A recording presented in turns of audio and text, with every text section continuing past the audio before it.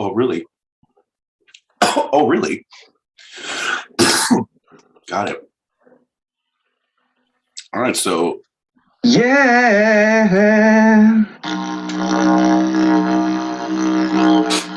I'm a fact finder, and I'll remind you of belief when I say I researched this all day, but we are two-sided pod.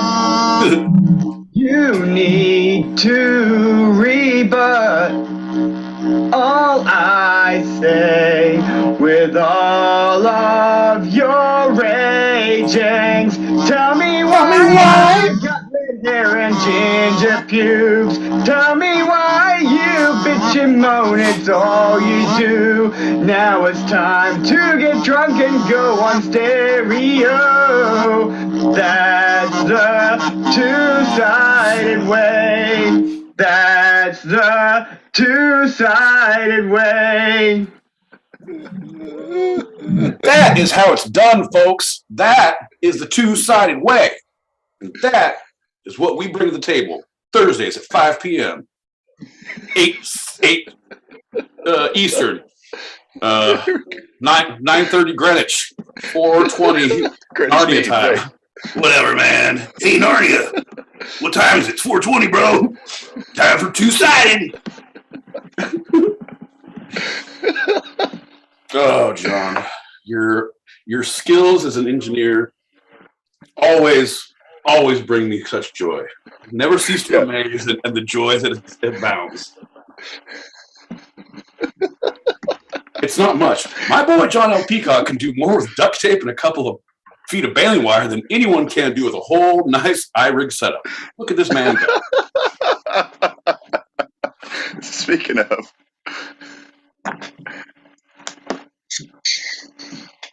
Good evening, gentlemen. I was just listening to the stuff you've been spilling, and you realize if you step off of the border to the east or the west, you're going to be swimming, right? I know. Just thought I'd bring that to your attention. I know. Well, there goes my whole plan. We were going to do a whole road race from New York to Paris, but apparently that's out because I can't go right off of this continent. Bullshit. Take a hard right, Junior. You'll never make it past the ocean. Don't tell him you'll go fast enough to get out of sight. You said go straight. I said that's the Gibraltar Strait. Yeah. Can't even think straight around here. Ridiculous. All right. I'm ready for a shot, John, because darn it, I think we've earned it. I think I have earned it. That's right. We've done 7 minutes worth of nothing. We haven't even gotten into the show yet, but you know what? I think we both have earned it. Yeah, it's a hard road, and God damn it, I will have refreshments along the trail. Cheers, my man. Cheers. Cheers. Everyone, thanks for listening. Happy Thursday. Yo. That one did it. I think we should just go straight into our show. What do you think? I'm ready for you, baby. Let's do it. Let's do it to it. Well, howdy.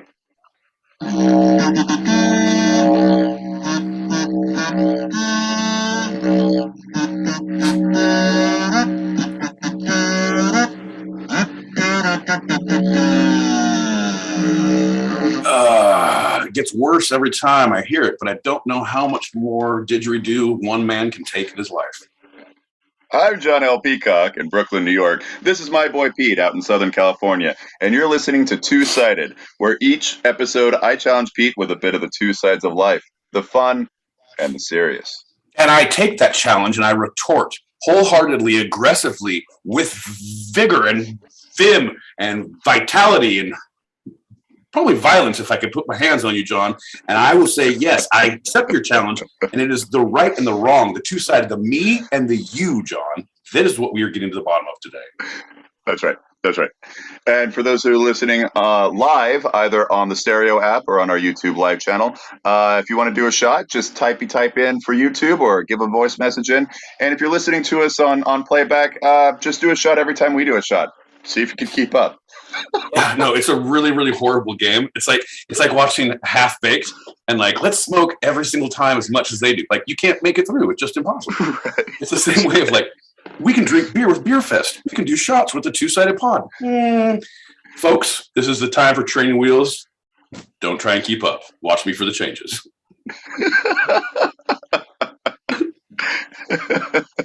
Well, I think we should just jump right into our very first lightning round. Lightning round! I make it downtown. Lightning round! Woo! Let's do it. As anyone knows, our first lightning round is always a standard Q&A. So, are you ready for a couple questions there, my boy Pete? I am. I hope they're good, pertinent, and have things to lend to the conversation to later in the show. I'm all ears, John. First question.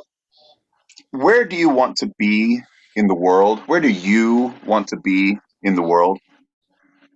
Home. It's where the heart is. It's where the house is, John. Home is where the house is. That's where I want to be. Yeah, that's a big question. It's a big ask. I'm going to give you simple answers on this one because, like, what do you mean? Emotionally, in relationship-wise, spiritually, and in the eyes of my peers, John, in my domicile, in my locale, my geography. If I have a topiary, I'm not. No, I do topiaries. I love the plants, but it's the topographic map. I can show you how high up I am. But I think the long and the short answer is, wherever I am, I want to have a home. I want to go to the home where it is. Right. That's it. Okay, so I'm sorry. Is the world headed towards capitalism or communism? Capitalism or communism? Headed towards? Yeah.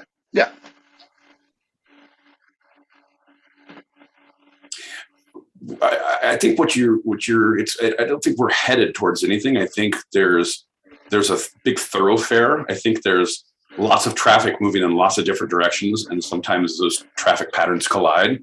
But it depends on which lane you're in, and if you paid for your fast pass and you can carpool or whatever, wherever you're going. I think in majority of the parts that we're unfortunately a capitalist society, and it's all about the bottom line.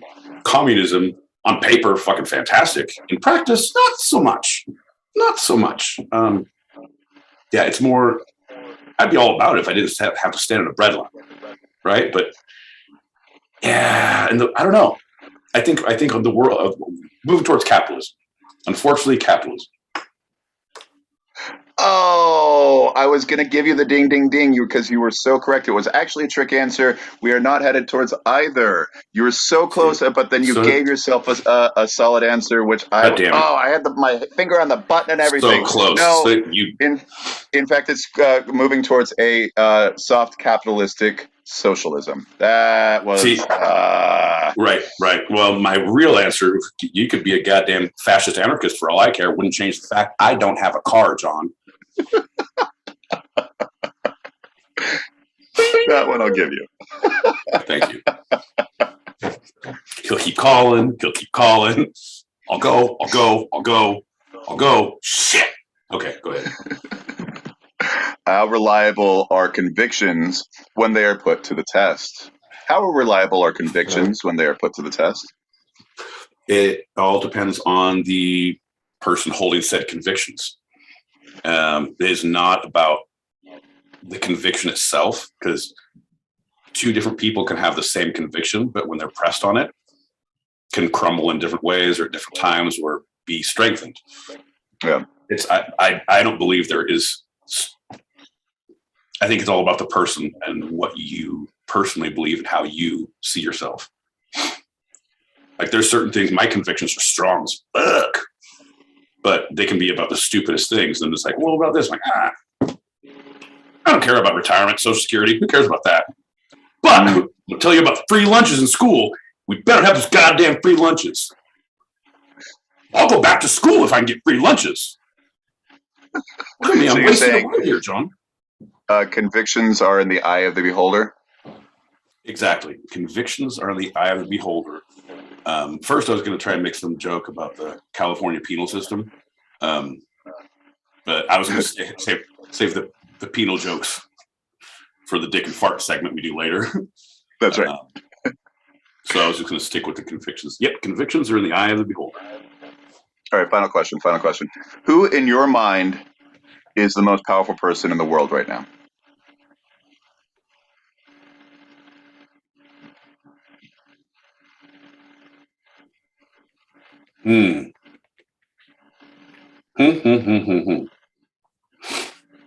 God damn you, John. To be able to make moves and change things and then you always got to look at the outcome, how the ripple effect affects everything else and does it affect you and what can you get away with and what can you. I would go, at this point, I would say either Putin or Kanye. That's correct. It is the Queen of England. Yes, that is right. Yep. But if you put Putin and Kanye, you mix them together and they had a baby, boom, you get the Queen of England. Yep, exactly. If you do the 23andMe test on her, if you can get close enough to swab her mouth, like you have 50% Kanye and 50% Putin? What? That's crazy. There's a little Labrador there in the back too. Don't worry about that one.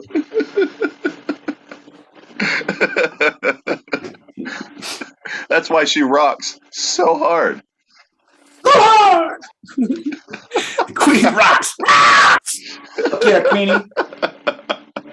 And her little dogs. What are her little dogs? Little corgis. The corgis. Little corgis too. Yep. Yeah, I was gonna see. That's gonna 2% corgi, and just little baby steps to baby step. Yep. Yeah. Yep. And shout out to the Queen. We wish her a fast and steady recovery from the COVID. Oh yeah, she's doing great. Yeah. She called me the other day and she's like, "I'm doing great." I was gonna make a Queen joke there or something, but I had nowhere to go with that. That's right. Got nothing. You know, she has the power to declare war on other countries. She still technically has that power. 100%. Yeah. I know she. It's okay. Hold on. Okay. Hold on. Yeah. So if she gets drunk or or has too many biscuits, as she would say, then she could just call up and say, "Bomb the French. I never liked their toast anyway." And that's how she would sound, because when she's drunk, she sounds like an American man as opposed to a nice British lady. Oh, I'm the Queen. Elbow, elbow, wrist to wrist, wipe a tear, stroke the petals, and don't give a kiss because they don't deserve it. But then when she gets drunk, she's like, oh, another shot in. Oh, screw the French. Or poodles. Screw the French poodles. Oh, I was with you on screw the French, but now you're going to bring poodles into the mix, John? It's not me. It's the drunken Queen. Oh, we're doing the drunken Queen impressions. Gotcha. That's right. Because when she gets drunk, she looks... Yeah. Oh, yeah. She swears at all the other racially motivated dogs. Ooh. The Siberian Husky? Well, fuck you, Siberia. They don't have the butts like my corgis. Right. The tea is strong with her. The tea is strong. That's right. Oh, man. You want to talk about some serious stuff?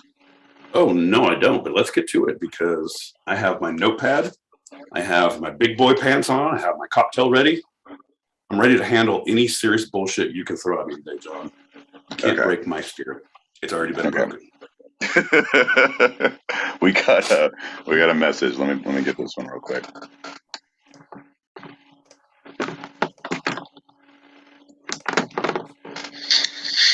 I come into the room, you say convictions, and I'm in a police station. Okay. Following him. Mr. B, we've been following you around. We know. How do you think you got called into the police station? Your two friends at the two-sided pod dropped a little dime on you, baby. Don't they have dimes in Australia? Hey, we dropped a loony on you. We fucking got the coppers to come over and fucking dropped a loony on you. Said, hey, he's been drinking medium-strength beers all day long, fucking driving around like a real wank. Don't be a drunko, boy. Apparently you spent some time in Canada. Got some loonies and some toonies up in you. Fuck, why you gotta correct me on my use of loonies? Sounds Australian to me. I know it's not, but you're like, yeah, great. Let's talk about how yen is not Australian either. Whatever. No, it's Zen. It's Zen. Zen is Australian.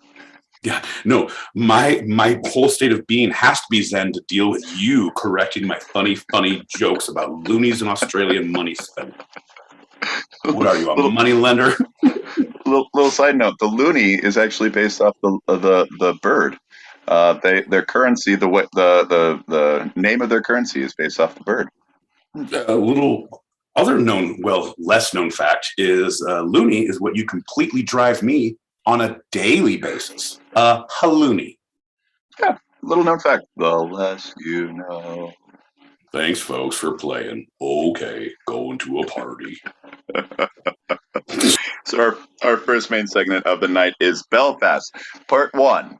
Specifically, Belfast in American pop culture. Jesus. Belfast Part 1, John? Yeah. You're going to do a two-parter on Belfast? Okay. I'm not going to say it's just 2 parts. I'm just keeping it open. No, you son of a bitch. You're going to do a 3-parter of Belfast? It's a Belfast trilogy? Oh, you wait. If you like the second one, the third one really picks up speed. Belfast 2, it's kind of like the Star Wars trilogy where they end up in Dagobah and the whole thing slows down. But by Belfast 3, Return of the Belfastian, oh my God, so good. If we can make it there, I highly recommend sticking around. But until then, I'm going to do a shot because I can't handle much more of this. Bing, bing. Cheers. Everybody out there, if you're watching on YouTube Live, hit that subscribe button, hit that like button, give us a type message. Cheers to you if you want to do a shot with us. And if not, we'll drink for you. Cheers. Here we go.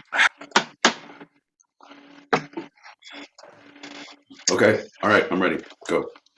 So late last year, 2021, the movie Belfast came out.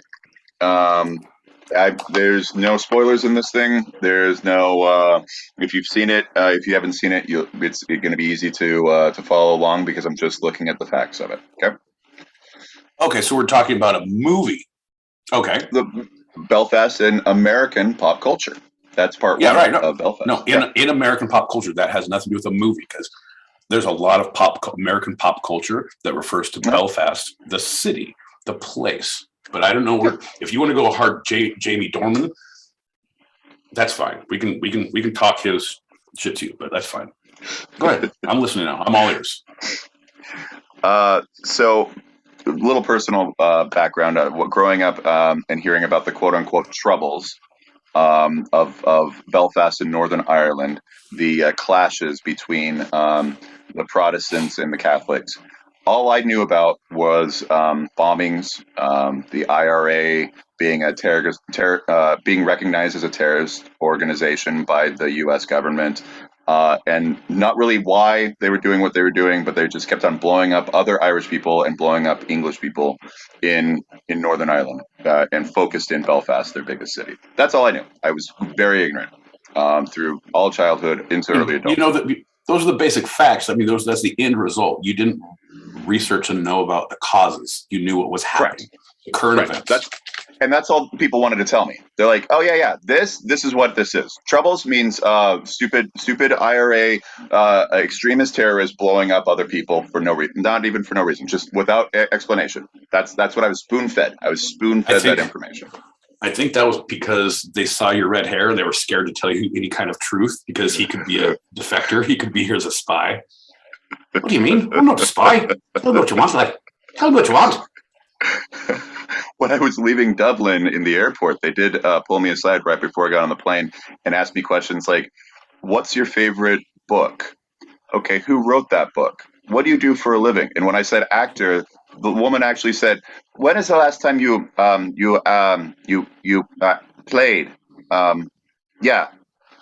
And the book, I was like, who's your favorite author? James Joyce. No, I didn't mean that. No, hold on. Hold on, Gilgamesh. damn. Oi. Oi. Ulysses. I love it. I love it. Give me a wee pint of Guinness and I'll calm down. Oh, no, damn, I said it again. Oh, Johnny O'Malley, you done it again. Oh, I mean, Johnny L. Peacocky. Oh, no, I'm never getting out of here alive. And it didn't help that I was doing a little jig the entire time. It was not most helpful. Right. Seriously. There's a time for jigging and there's a time for not, John. And you jigged when you should have jagged. That's right. So last year, Kenneth Branagh, in his semi-autobiographical movie called Belfast, depicts a 9-year-old Protestant boy in the heat of the Troubles in 1969. It sees these troubles through the lens of the child, focusing on the street where he lives, the blockade he has to go through each day to get to school, his school, and his family as they struggle to be a family, struggle to raise him properly, and with all the street warfare exploding all around them. It's that's the focus of the movie. Like I said, it's just kind of the general facts. It's shot mostly in black and white, with some interesting pops of color whenever he's watching the TV. That's in color, even though if you know history, you know it would have been in black and white. And they go and see a play. His grandmother sends him to see a play, or takes him to see a play, and the people on stage are in color. Well, like you said, anyone who knows history knows that color as a whole did not come into being in anyone's lives. We had a lack of pigment ability to see that color in our eyes until probably like 62. Yeah. It was like the late 50s, and then finally like, oh, look at this. Golly geez, I was wearing some ugly clothes. There's a John Davis Garfield joke in there somewhere, but go look it up. This is not the two-sided of John Davis and Garfield. This is not the John. I love me some lasagna. I hate me some Mondays, and I can't believe you referenced a Garfield cartoon on our show. Continue. The cast is mostly Irish, almost entirely Irish, save for Dame Judi Dench, who plays the grandmother, but she's Dame Judi Dench, so she can do anything she wants. Right. Yeah, I mean, as Protestant. As Protestant, go ahead. We're talking movie. His family is the majority. Not to say that there were more Protestants than there were Catholics, but they were the majority, being those in charge, those who had whose rules were made to benefit them. In this case, more than the other sect of society, which would be the Catholics. He's seen running around this 9-year-old boy, who's basically the depiction of a young Kenneth Branagh. Running around with his friends in his closed streets, using his imagination to chase and fight dragons, and living a childhood not unsimilar to that of my own. Okay. I'm just trying to follow where you're going with this. Yeah. Like, are we going to just describe the whole movie? Because I remember when you did it with sneakers, and I'm just not going that route. Not going that route. Okay. All right. So a kid full of wonder playing pretended dragons. Go on. Right. One of the some of the major images that come pretty early on.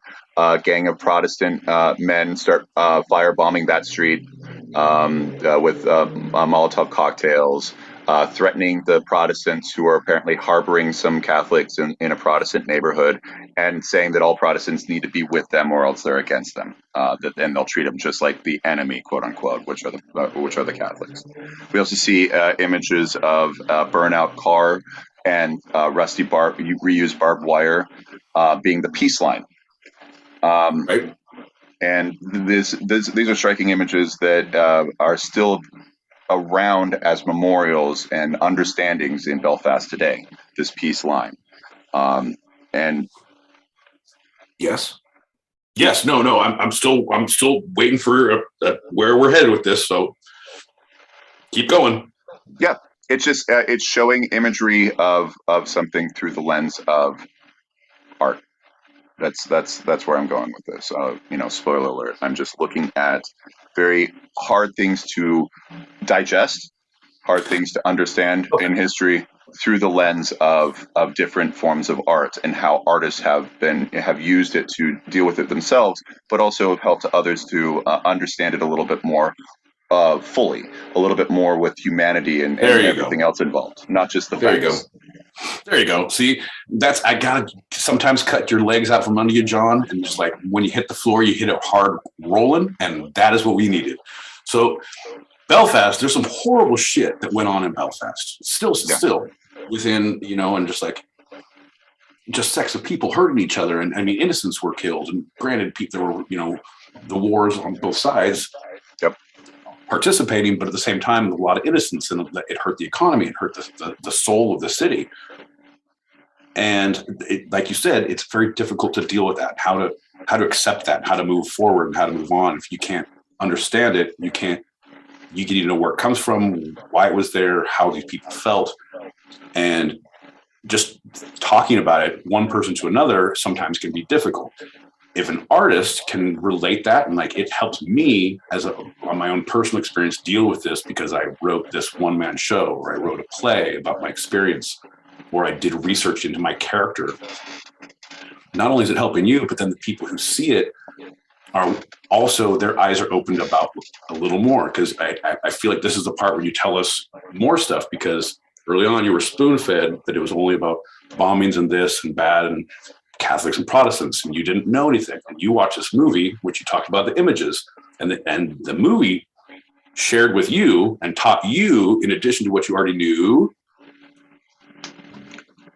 the humanization that's behind those statistics that I in later childhood, early adulthood, started to look at. I'm like, oh, okay, so people were killing on each side. There was these rules by Oliver Cromwell, and it kind of it made Irish Catholics a second-class citizen, and they fought back. Okay, I think I get it a little bit more, but what this movie and other things, like I said, other forms of art that depict Belfast in different ways, different aspects of Belfast, is brought that human aspect to it, to all sides. Right. To all sides, it shows that everyone, and truly, if you break anything down, John, and this is, I mean, past any conflict in any country in any time, if you break it down, like truly, honestly, majority of the people just want to survive. The majority of people just I want to live my own life. I want to survive my own way. If I can be left in my own peace and accord, cool. But something is happening that someone is being forced. They feel that they're being forced this way, or they feel that they need to force someone else.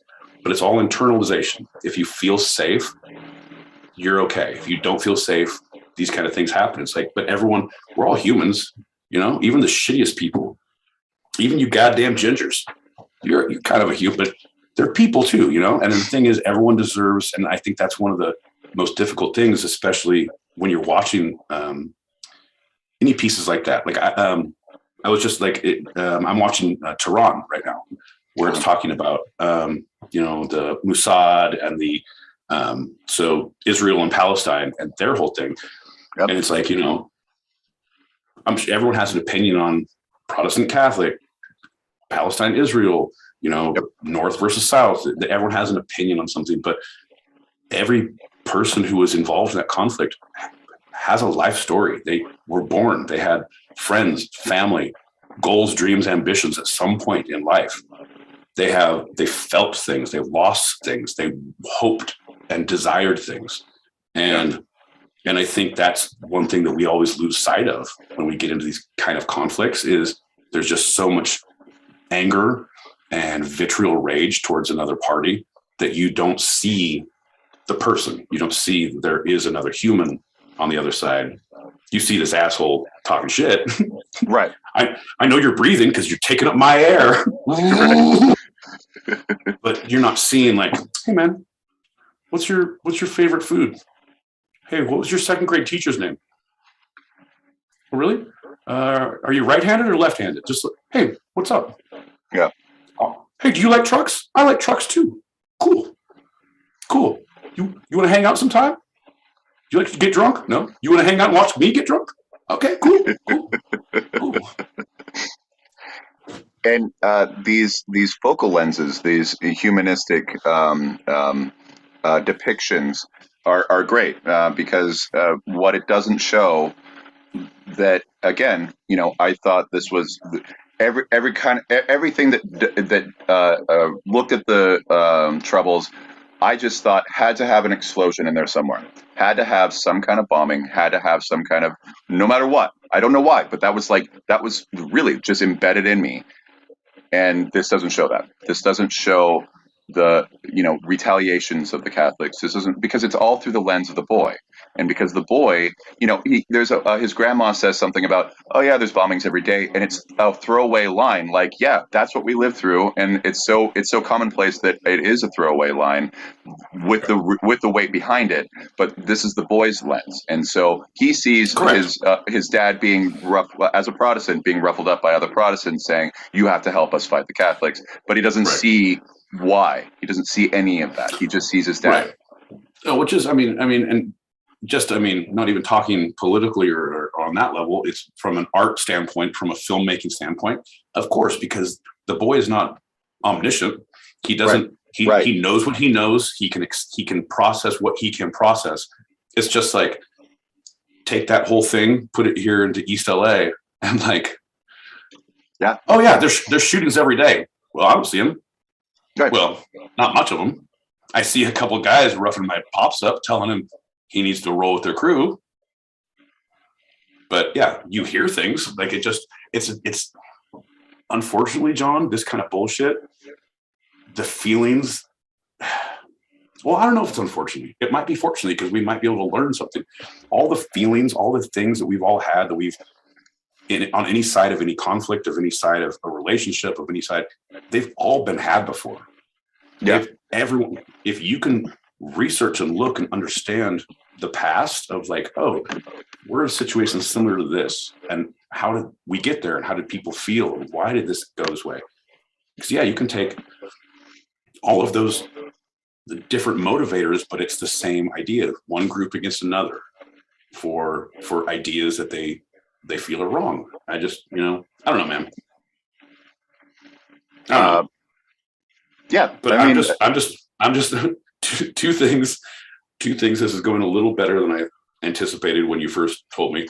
And number two, I'm super excited that Zippy's here, because if we have a 5-parter about Belfast and you have not reached out to Zippy for some fucking confirmation on any of your goddamn ideas, you, sir, must be destroyed. There's a reason why I focus on American pop culture Belfast. Right. Instead of part 2, I'll be reaching out to Zippy for part 2 of part Belfast. 2. We gotta have some help on this, because I'm like, John, we speak out of class all the time, but we don't do it on purpose. That's right. You don't plan it. You don't put a title up saying, I'm going to talk about shit I don't know about. That's my job. That's what I do. One of the most striking moments of this Protestant Catholic division, because his neighbors are, some of his friends are, but then there's that scene where the gang comes in and says, you got to get rid of these, you got to quit hiding them. Right. There's a checkpoint person who everybody knows, because he's just the old guy down the street. Hey Charlie, okay, yeah, but where were you? Why were you there? All that stuff, right? But the striking one for me was when the boy is obviously in love with this little girl in his class, and he won't talk to her, and then right towards the end it comes out, well, but I can't, she's Catholic, and that's it, right? And that's how he sees it. I really like her, but I don't want others to know I like her because she's Catholic. Yeah, and again, tell me that doesn't happen nowadays. Tell me that doesn't happen across the board in schools, because don't talk to that kid, because and I know for a fact it happens with some religions here. I know for a fact there's races. People I don't want you to go to those. Oh, you have. Well, we both grew up in Mormon areas. Mormon people wouldn't let them date non-Mormons, or vice versa. Well, I completely understand it, because I wrecked so many Mormon households. Come on, man. I'm unpersonable. Take your daughter out. What's up? Well, he's not a Mormon, but I like that my boy Pete. He's a upstanding guy. And 3 weeks later, I'll kill him. I'll kill him. That my boy Pete. He works hard, always helps around the farm. Says yes, sir, no, ma'am. Makes a good joke. Makes a good pot of coffee. That's right. As a quick counterbalance, there's a play that came to Broadway a little bit before the shutdown. So 2018, I think, is when it opened. It's called The Ferryman. And it is a rural town far outside of Belfast during the Troubles. And it's just a family. And the entire play takes place in the living room area. It's a beautiful depiction of this family in rural life, just living their lives. They are Catholic, and some IRA members come to haunt the dad because he's an ex-IRA, and they're trying to get him back, and they're using force. Same kind of parallel of, we're not looking at the violence itself, we're looking at how it filters out and how it affects families on both sides. Right. And how it tears families apart who are supposed to be on the same side, right? Protestant against Protestant, Catholic against Catholic. Oh, yeah. Then you move way farther back. We had the North versus the South, brother against brother, That's things right. like that. And but I do like the idea of that play where, again, you're moving away because even though there is violence is prolific and it happens all the time, it's not. You're not going out and fighting a war. It's not 8 hours a day, open warfare in the street every day. You know what I mean? Far away from home. Right. Or right. Something will happen down the street. Yep. Something will happen down the block. And it'll be. But when it doesn't happen, it's like you're still waiting for the other shoe to drop. And that's the violence. That's the thing that perforates across the board. It's like being an abused dog. Anytime someone raises their hand, like you just hear, oh God, oh, okay. Yep. It's just, you don't know what's coming next.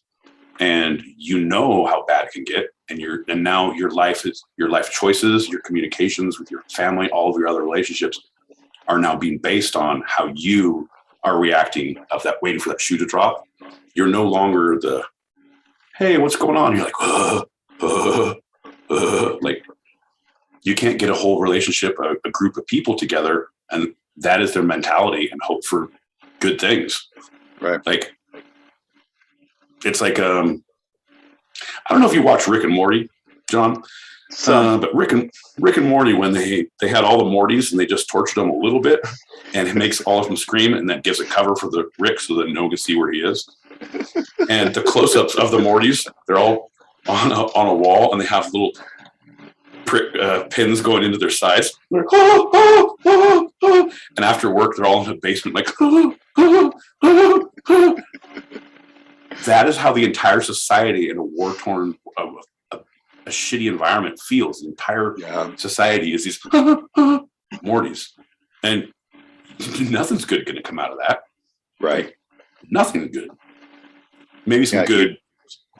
Funny jokes, or maybe like a new season. I don't know.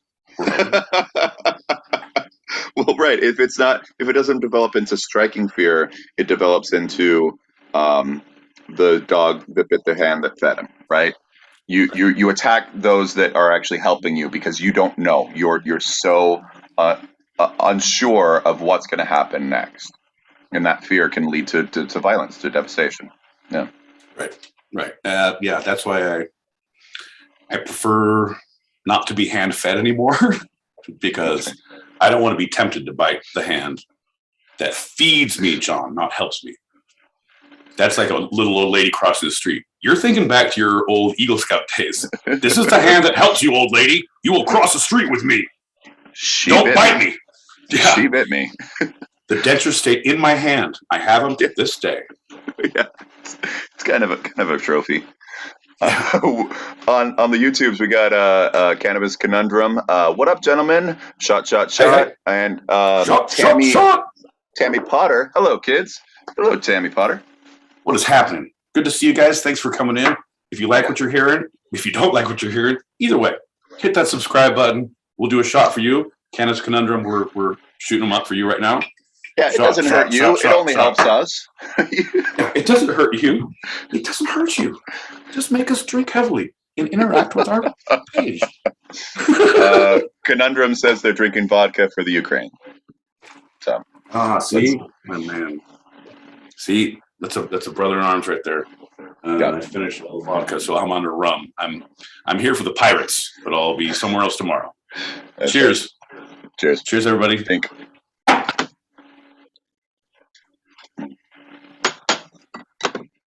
Ooh. Okay, now we're going to look at a song, specifically Elvis Costello's Oliver's Army.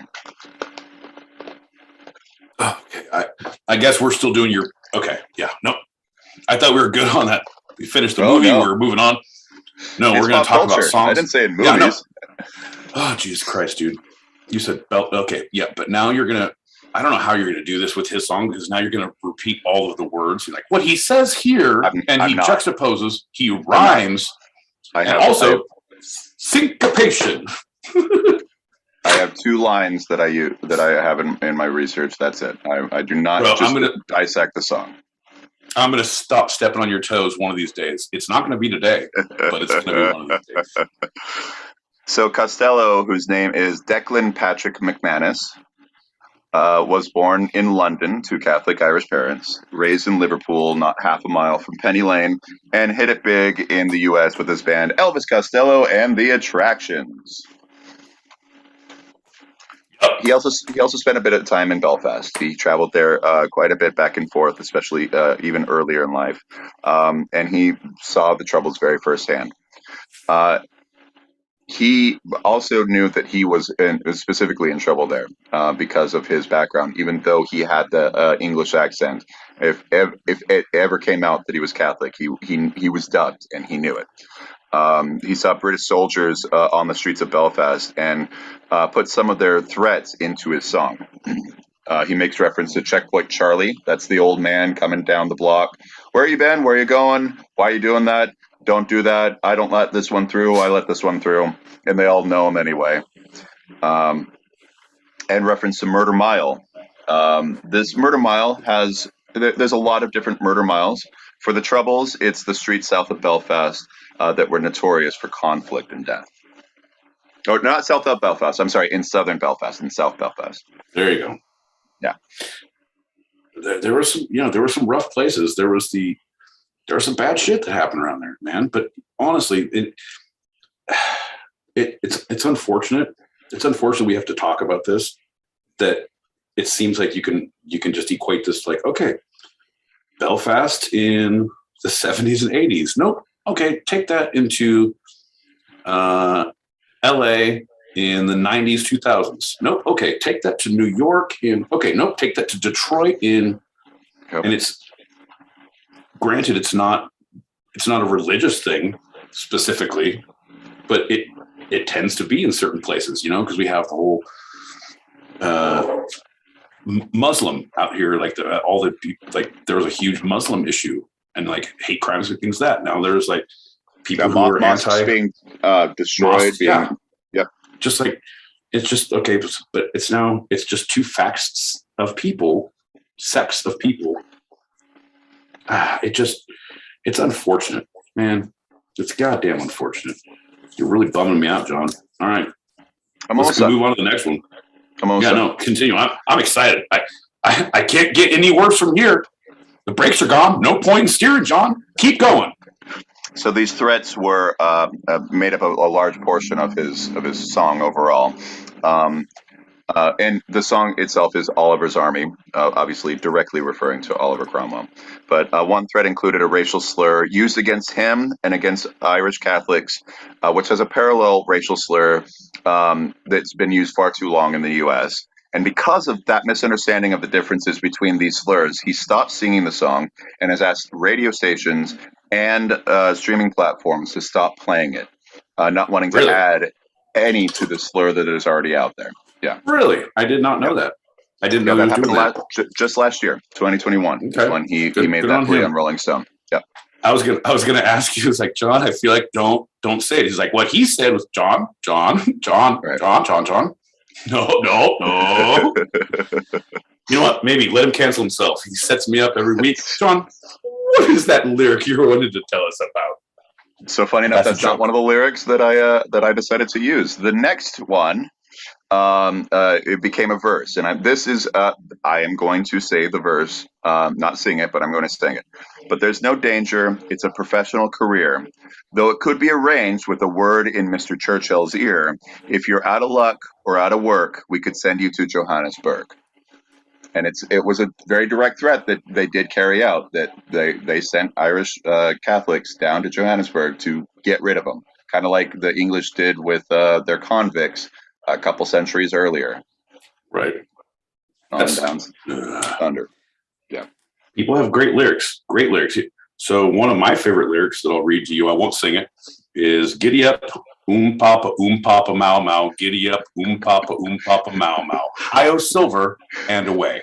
It reminds me of another lyric I'm going to say. I'm not going to sing. To the window, to the wall. The wall. Yeah, exactly. Mom and Paul. Right? That's right. You know what I'm going to say?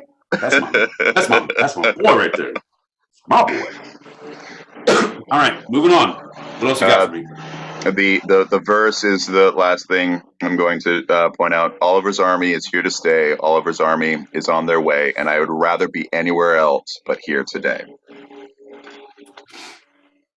And, well, yeah, and, it said like that one, because it's the chorus. It's 5 or 6 times throughout this quite short song. It's almost maybe a 2.5, 3 minute song, and so it just embeds in you. And if you don't know what it is, if you want to find out, you find out. If you do know what it is, it immediately invokes so much that it's just again, it's a different way. It's not the movie, it's not the play, but this song in music is our universal unifier, right? And so it's just a way to say, listen, this is what people went through. This is what I went through, and I didn't even live there. I figured out how to make the joke. John, I figured out how to make it. John L. Peacock doing a serious segment to My Boy Pete on Two Sided is a lot like inviting Oliver Cromwell to the tea party at the Parliament. Not going to end well for anybody. Do I get a ding, ding, ding on that? God, all right, I'll give you there you go. Thank you so much. But anyone who's out there, one of my favorite things where I learned about Oliver Cromwell early on, and it was like 6th grade, 7th grade, not even with that, because reading George Orwell's 1984, they go to, and it's one line in it, and I picked up so hard on it, I had to talk to my teacher about it. I was like, oh my God. They had a statue of Cromwell in front of one of the Ministry of Truth, and I was like, Cromwell, who is that? What is this? And she's like, oh, here you go, read this. And I did. I was like, what? And that's how I got it. Like, oh my God, yeah, so good. Crap. So horrible, but so good. Like 6th grade, 7th grade. And I didn't have any background. I just knew, like, all right, motherfucker had an idea and some dynamite, and not good outcomes for anyone involved. Well, and have you been to Belfast? Have you seen the peace line? No, I have not. I have a friend named Zippy, who is my closest connection to anything Belfastian. Mm-hmm. I have a relationship with John L. Peacock, which creates my own personal peace line, because none shall pass. But yeah, no, I definitely that's one of my. I don't really want to go to London, whatever, but I want to go to Ireland. Yeah, Ireland and Scotland are the two, but Ireland, like, because they're more rowdy, they're more drinky, rowdy. They're more your type. Yeah, Liverpool will be good for you. Liverpool would be good for you if you want to do England, but don't do England. But I don't want it. Yeah. I don't really care. It's like cool, but I don't care for it. Like, I mean, it's new and different, but it's that or Australia, somewhere where, like, let's get fucking rowdy and crazy.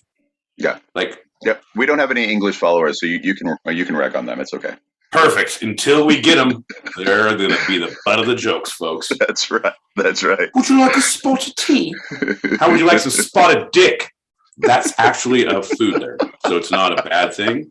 I can say spotted dick and not say things are infected. Oh, I'm a good girl, I am. God damn it, John. Oh, you're always complaining. We've got rat sorbet, rat tarts, and strawberry pudding. Strawberry pudding? It's got some rats in it. 3. Rather a lot, really. Spam, spam, egg, spam, spam, and spam. Man, I tell you.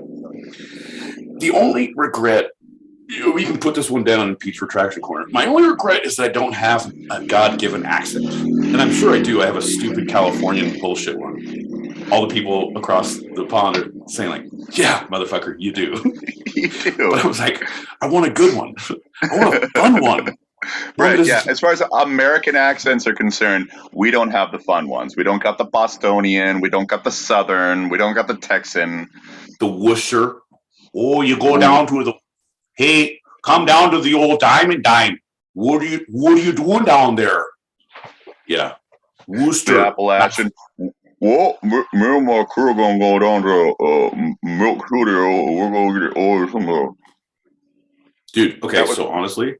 Yeah. I didn't realize that I work with this guy now, but not physically, like on the phone, that I talk to him like at least once a week. And I swear to God, I thought it was one of my friends fucking with me when he first called, when I first talked to him. Because he was, yeah. And you know how bad that can go, right? So I was like, yeah. He has like the deepest Southern drawl, but it was exactly what you were doing, but almost like, and I thought like, here's someone who can't do an accent well. And then I was like, no, here's someone who has a disability. And then I called and talked to his staff, his assistant. Nope, that's just how they talk there. He's like, oh no, well, I'm gonna tell you what, Pete, here's what we're gonna do. I'm like, oh, you are fucking with me. Yeah. Yeah, my subletter was from North Carolina, Appalachia. So here's Appalachian. He worked at Milk Studio, which is one of the biggest recording studios in New York. He was the head of a crew to set up and take down, rigging for events in the studio. Big important person. Could not understand. My partner was like, after 2 times, she's like, John's going to translate for me, so I'm just going to nod and be like, yeah. And I'd be hanging on. I'd have a conversation with him, but I know that several people just could not have a conversation with him. See, and that's the thing, but it's all the way through. Like you look at, because the fucking pikeys or whatever, you look at all these different things across the board, and we have them across the continent, wherever you are. There's like, oh yeah, good accent versus I can't understand a goddamn word you're saying. Right. Dags. Yep. I said dags. You like dags? Yeah. How do I make a blue eyes? Right. What? Yeah. Okay. Oh, dogs. Yeah, I like dags. I spent a lot of time, doing a lot of smiling and nodding, and like, well, yeah, that's right. And you don't realize, and you're just praying that they're not saying like, my grandma was killed in a horrible wheat thresher accident. Right. Okay, that's great. Wow. Hey, you know what? It takes all kinds, right? Hey, me too. What? Right. Yeah. Right. The shine on sometimes doesn't work in your favor if the bad shit is coming out. Anyway. Well, just so you all know, there is more Two-Sided out there. We're currently recording every episode of Two-Sided live on the Stereo app every Thursday, starting 5 p.m. Pacific, 8 p.m. Eastern, which is also live streamed on our YouTube channel, Two-Sided Podcast. For those on the Stereo app, you can click on our link right now in the room. We're on Instagram and Twitter. That's at Two-Sided Pod for both, TWO Sided Pod. And we have a Gmail for anyone to suggest topics for our Thursday shows or to come into our Tuesday open chat shows on Stereo. That's twosidedpod@gmail.com, TWO Sided Pod@gmail.com. And we're also thinking about adding more content because John and I both have some of our own personal things going on. John is going to be doing some play readings that he's written himself on camera, putting them online. I'm going to be filming myself sleeping and see if you guys can tell when I hit REM sleep. It's an 8-hour video. But just let me know if things go wrong. 6 hours, let me know. It's actually a security camera to make sure he doesn't die in his sleep. But right. Some call it security, some call it apnea. Either way. And it's not a security camera. I'm sleeping in a Circle K, John. Is that a problem? Is that a problem? Some call it security cameras, some call it content. Who knows? Well, who knows? I'm just a creator trying to be an influencer. Let's have a party, baby. If you like what you're seeing, like what you're hearing, which you probably don't and won't, hit that subscribe button, hit that like button, hit that alert button. And something over here, all 4 sides. Of the 2 sides. 4 sides of the 2. Oh, crap. Yeah. It doesn't hurt you to subscribe. It only helps us. No, but if you don't, it will hurt you. So help me. I've seen where you live. And I know where you're sleeping. God damn it. Your family will cry when they've seen what we've done to you if you don't subscribe. And our podcast has gone viral. As Pete mentioned earlier, you can listen to back episodes or to current episodes, depending on who you are right now, of Two-Sided on Apple Podcasts, Spotify, Anchor, and elsewhere. Search Two-Sided. And also, the link is in my profile for those on the Stereo app. You can go and check us out there. Please subscribe to us, especially if you're outside the country. Pete really wants people outside of Canada and America to subscribe to us. I really do. I really, really do. And the other thing, this next week. Yeah, if you can, it would be like a little warming thing in my heart that is vacant at the moment because my black heart is going, hey. Also, John, I want to take this moment for you to never say we have gone viral ever again. Every time you do, it's like, do I have to take a test? Is it? Do I have to do a thing? Am I contagious? You're viral. God damn it! Not again.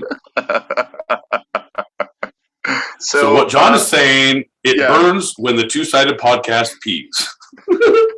So subscribe to that. And follow us there. We thank you kindly. No, and we don't use those words either. We don't use viral. We don't use thank you. We're going to have a whole list of, remember, God damn it, comedian George Carlin. Yep. The words, 7 words you can't say on the radio. Yeah. John, we're going to get the 7 phrases John can't say on the podcast. And if I can get a logo here, like a little scrolling bar, that if you say these words, bing, and you get a check mark, and like we'll have a slap in the face, or you can do a shot of like some awful, like, oh, it's rotten milk and eggnog with a little turpentine in there. Vermouth. Like bitters and vermouth and something, but like nope. Or it's a bingo game that we put out. Okay, everybody, when John says these horrible phrases, or Pete says his awesome, great, funny ones that John tells me I shouldn't say all the time. Hold on. Two-sided bingo. Two-sided. Where is the Alamo? Your bike is in the Alamo. Thank you, Madam Ruby. I can never forget you. That's right. Our shows are going to become interactive. You'll be able to follow along. Yep. Full interactive. It's going to be like every time you hear a ding, you turn the page. There's a pop-up book. There's going to be we're going to have pamphlets. There's going to be a flow chart. John, I believe I mentioned a topographical map earlier. You did. Right? I've been researching how to make shadow boxes. Not shadow boxing, but I think we're going to have a good time with the interaction. I hope it's fun, because thus far, I've had no fun here. Turn to page 29. Okay, if you want John and Pete to have another cocktail, turn to page 46. If you want them to smoke a bowl, turn to page 47. If you want Pete to berate John, turn to 48. If you want to do all the above, 49. 49. Guess you stand up. My man. He fucking stayed up. The wild on the breaker floor. He fucking stayed up. They hear my two favorite men. That's my man. Fucking did it. I'm finished. My man. I love me some Finished the gym. Finished everything this week. I'll find that I need it for tomorrow. Hell yeah, brother. To hear you guys talking. Fuck yeah. Dude, I love me some. That's a paddling. You can't humanize the enemy, then it makes it hard to fight. God damn it. He's talking about that. Right? No. This fucking, that's what it was. It's what those films do. It's like they humanize. How dare they? Each person. How? They have their own weak story and fucking dare they? Crazy real. The anger you still see in their eyes to this day. Okay, it reminds me of Good Morning Vietnam. When Robin Williams is like, why you wear camouflage? You go to the jungle, I want to fight. Where something stands out, say, okay, here I am, let us fight. His whole, yeah, I see them now. Okay, we're gonna do, yeah. Anyway, I'm not gonna do the whole move, but yeah, no, see, it's humanizing. Or Eddie Izzard with people in drag dropping down among the enemy. Right. Are those men in drag? Oh no! Yes. Oh. Oh no! Shit! So good, fucking so good. Hey, everybody! Shout out to Zippy, and I love her so much, but I can't pronounce. And everyone says her name. She worked with Zippy sometimes when Whiskey's not there. Monk. I can't pronounce her. Monk. Oh, you gotta slide your palate forward, John. Monk. Nope. Now you're being disrespectful, John. That's right. Yeah, I'm sorry. It has to be backwards. Monk. There you go, because it was a slur in Lithuania when you did it forwards. I don't know what that means, but I'm pretty sure your grandma's going to be very upset that you said that about her.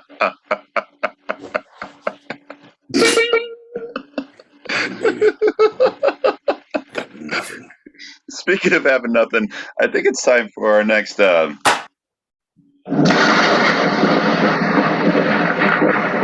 lightning round. Yeah, we're going on lightning round! All the way to the ground! Whoa!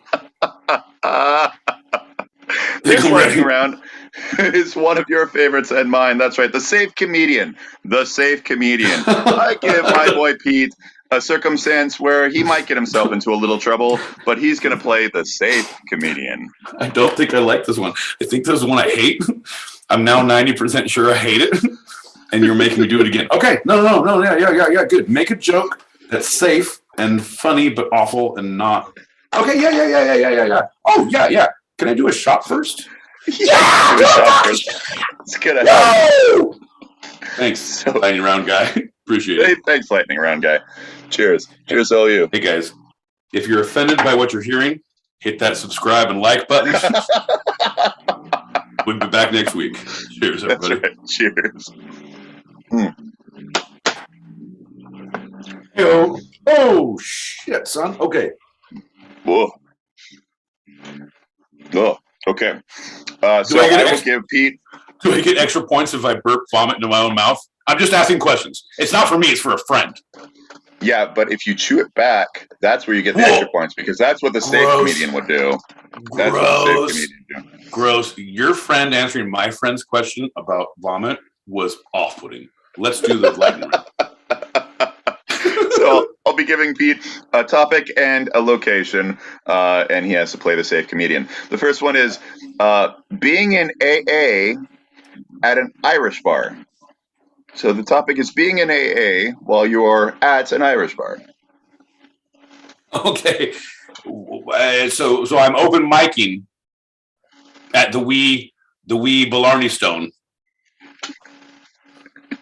And it's 2-drink minimum, 5-minute maximum, and we go from there.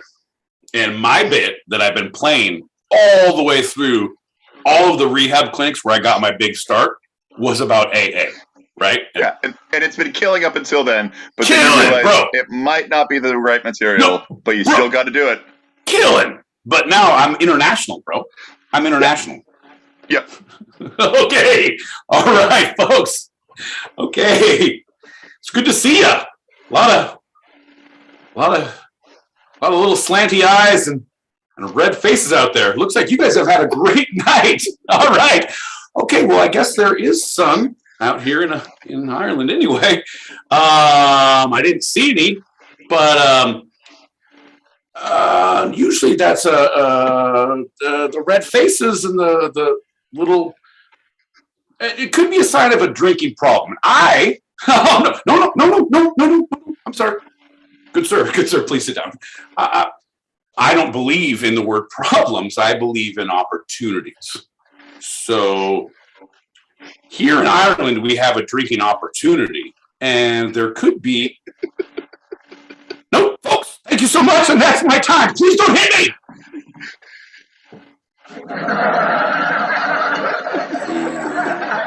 And a goddamn hush fills the room. Didn't know how to get out of that one, John.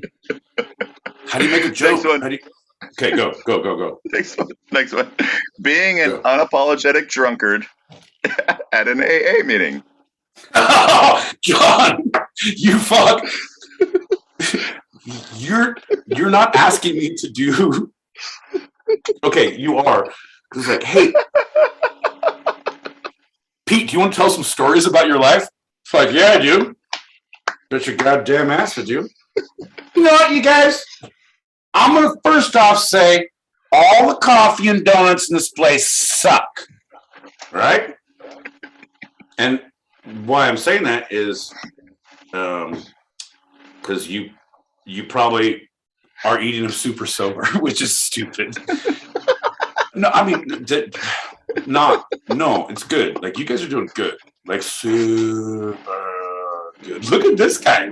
Hey, look at what's Jim? Tim? Karen. Okay, Karen. Sorry. It's a little blurry. I've been drinking a lot. Karen, she looks like she's having a great time.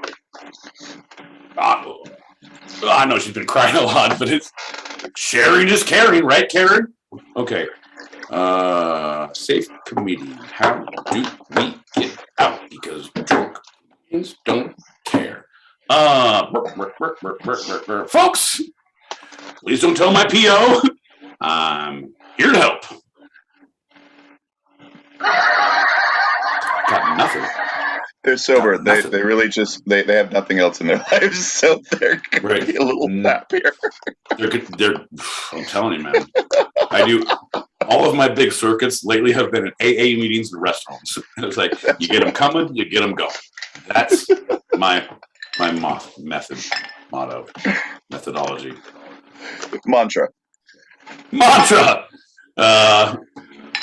Owa tagu semi.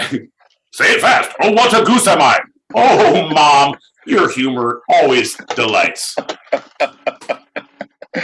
Next one. How Parliament is better than the two-party system to U.S. politicians. How Parliament is better than the two-party system to U.S. politicians. God damn it, John. I understand what you're doing here, but there is no safeguard. Like, there's no, look, hey, look, you fuckers sit down. I don't care what side of the aisle you're on. Nope. Sit the fuck down. Two parties, not better than one. Let's Parliament. Let's all party. Do you like wigs? Bro, do you like wigs? Okay, I see that Ted Cruz motherfucker. Look at his beard. He loves a good wig. This guy, I bet he has a merkin. Show us your merkin. Show your merkin. Show your merkin. Nope. Okay, and apparently that's my time, folks. And Parliament's better.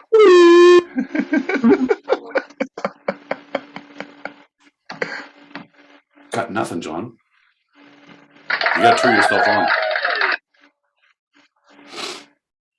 Got to be Johnny on the spot. I got nowhere to go with these things, and I'm going to paint myself in a corner. So you got to be ready to hit in the flight button.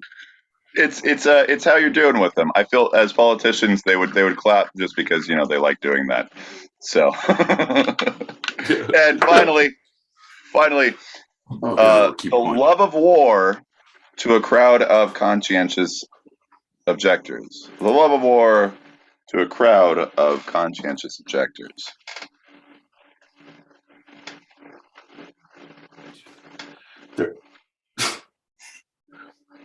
And you're trying to make jokes to this group of, God damn it. Folks, let me just start off by saying it was hell to get here. War changes a man, but the commute to this commune changes me even more. All right? The traffic I was sitting in on the upper rural interstate, it was almost like an IED went off. I digress. Folks, you can hate the troops all you want, but you have to support the war. That's our God-given right. This ain't no joke. John L. Peacock for president.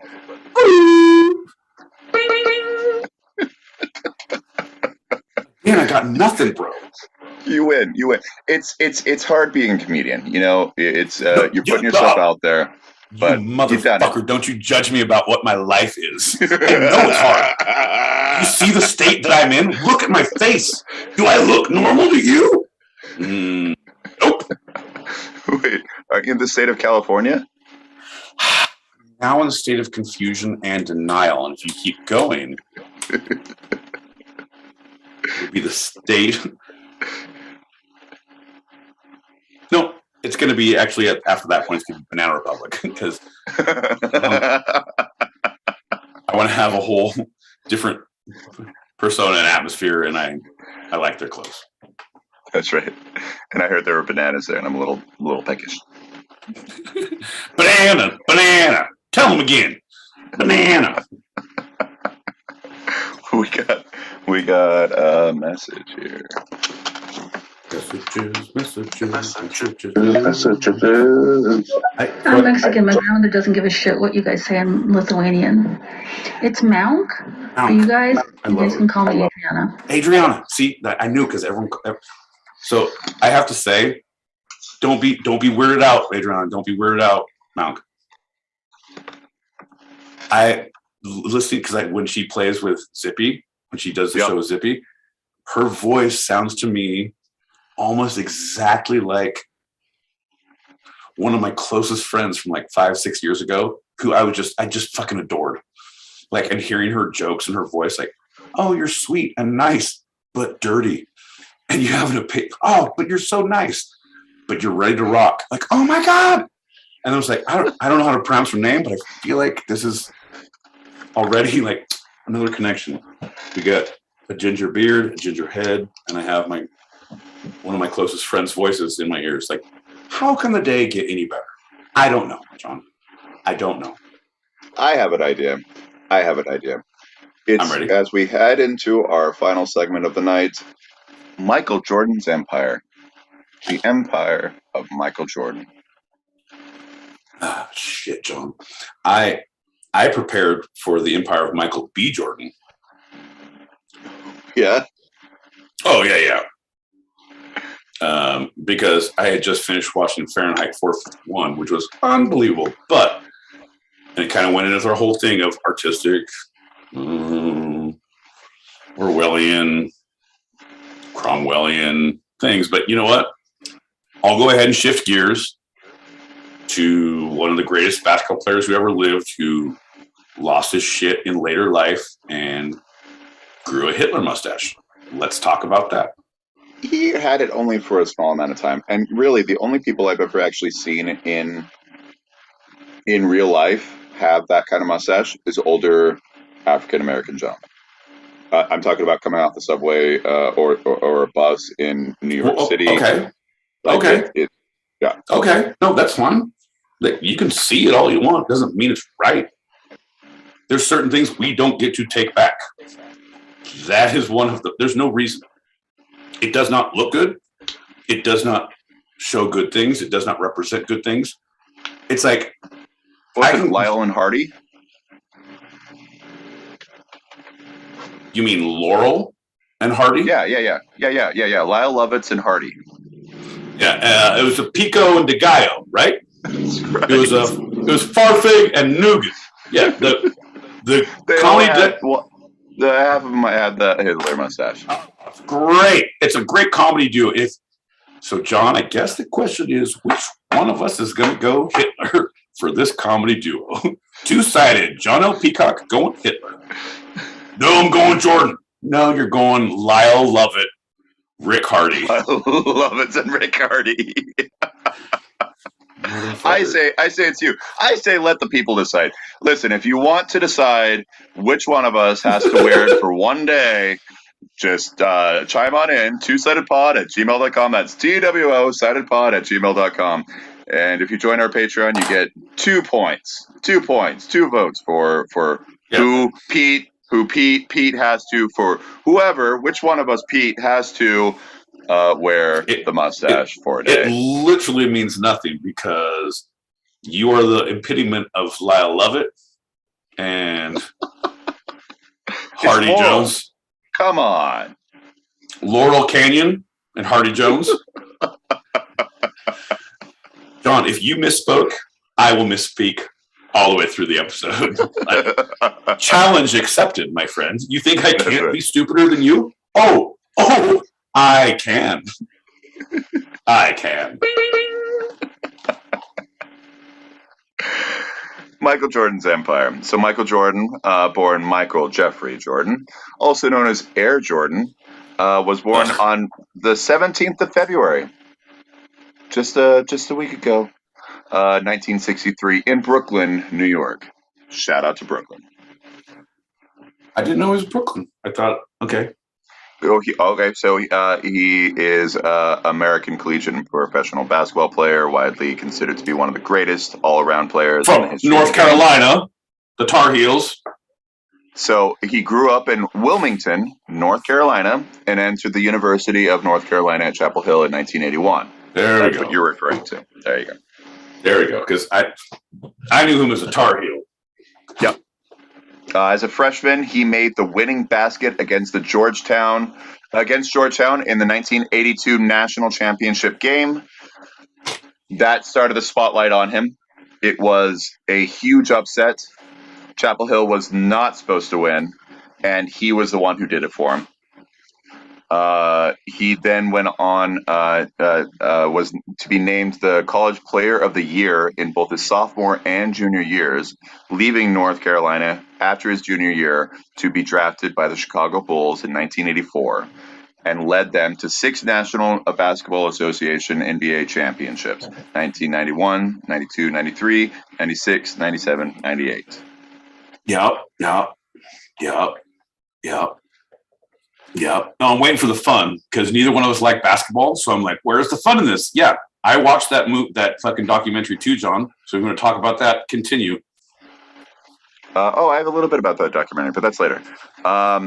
He led the U.S. basketball team to the Olympic gold medals in 1984. So the year he was drafted. Right. No, exactly. But go ahead. No, I'll let you finish that thought because I have some 84 Olympic knowledge on that. Okay. Go ahead. Yeah, so 84 in Los Angeles, so I can see why you'd have information on that. And then the 1992 Barcelona, Spain Olympics. So 84 was the same year that Jim Abbott and Mark McGuire played for the U.S. baseball team. So we had Michael Jordan, Mark McGuire, and Jim Abbott all playing for U.S. national teams, and I was like, what the sweet hell? And then we had the Dream Team later on. Like, come on, you guys are cheating. But that was the first time we weren't cheating. We just happened to have greats. Happened to have greats. Yeah. So 84 was the greats, and then 92 is the Dream Team that you're talking about. Right. All right, I'm ready. Keep going. This is fun. So, we're having fun now. Really quick, before we get into his post-playing empire. So with the Bulls, he's only the second player after Wilt Chamberlain to score 3,000 points in a single season. That's also the only. 86, he's the first. season. Right. He's the first player to screw over 2,000 people in that 86-87 season 2. So Wilt was the first. He was the second. Yeah, not physically over. Wilt will always beat everybody in that. Everybody. Oh no, but I'm saying he was screwed in 1 year. He was the next one. I'm saying it was you said Wilt was the first. He was the second. Like, yeah, Wilt was the first. He was the second. Yeah. Yes, he was John. The MVP 5 times: 88, 91, 92, 96, and 98. And he was also named Defensive Player of the Year in 1988. So in 88, he got MVP and Best Defensive Player of the Year. So racking up these awards, right? Right. Right. In 2022, I'm hoping to get, for the two-sided pod, I'm going to hope to get most offensive participant. Offensive. Offensive. Most offensive participant, and also MVP. That's right. And by the way, speaking of that, hey, for those who are part of the stereo community and would like to bring us into the stereo awards, because we've been here for a year and we'd like to get some of those awards. No, that's right. We don't. My boy Pete would like to be considered for the most offensive player of the year. No. Offensive, but no, John. Offensive. I don't believe in awards that don't have any credibility. You know that about me, right? So zero awards whatsoever. The hustle sticker. No, the hustle sticker of participant award. No, not even that. Of just what, we talked about it, and there's the we had our Irene Ryans, right? And then there's the different ones of acting of here's this theater, and we had all of our board members and our patrons vote on their favorite. That means dick. That means nothing to me. And I'll get shit sent in the mail. It's what is this for? I'm oh, that's right. I was in a show last year. Right on. I only have one. Put it on the shelf. No. I only put one on the shelf because it was crystal. It was an orb. Nice. What the sweet hell is that? It is nice. It was a good show, but it means nothing to me. It was I feel like I'm going to use that in assault later on. There was a murder. We found a small blunt force trauma to the back of the head. Look at this orb. There's blood and hair samples on it. My boy Pete played his last dance here. Hope that scene was good, my friend. Bum, bum, bum.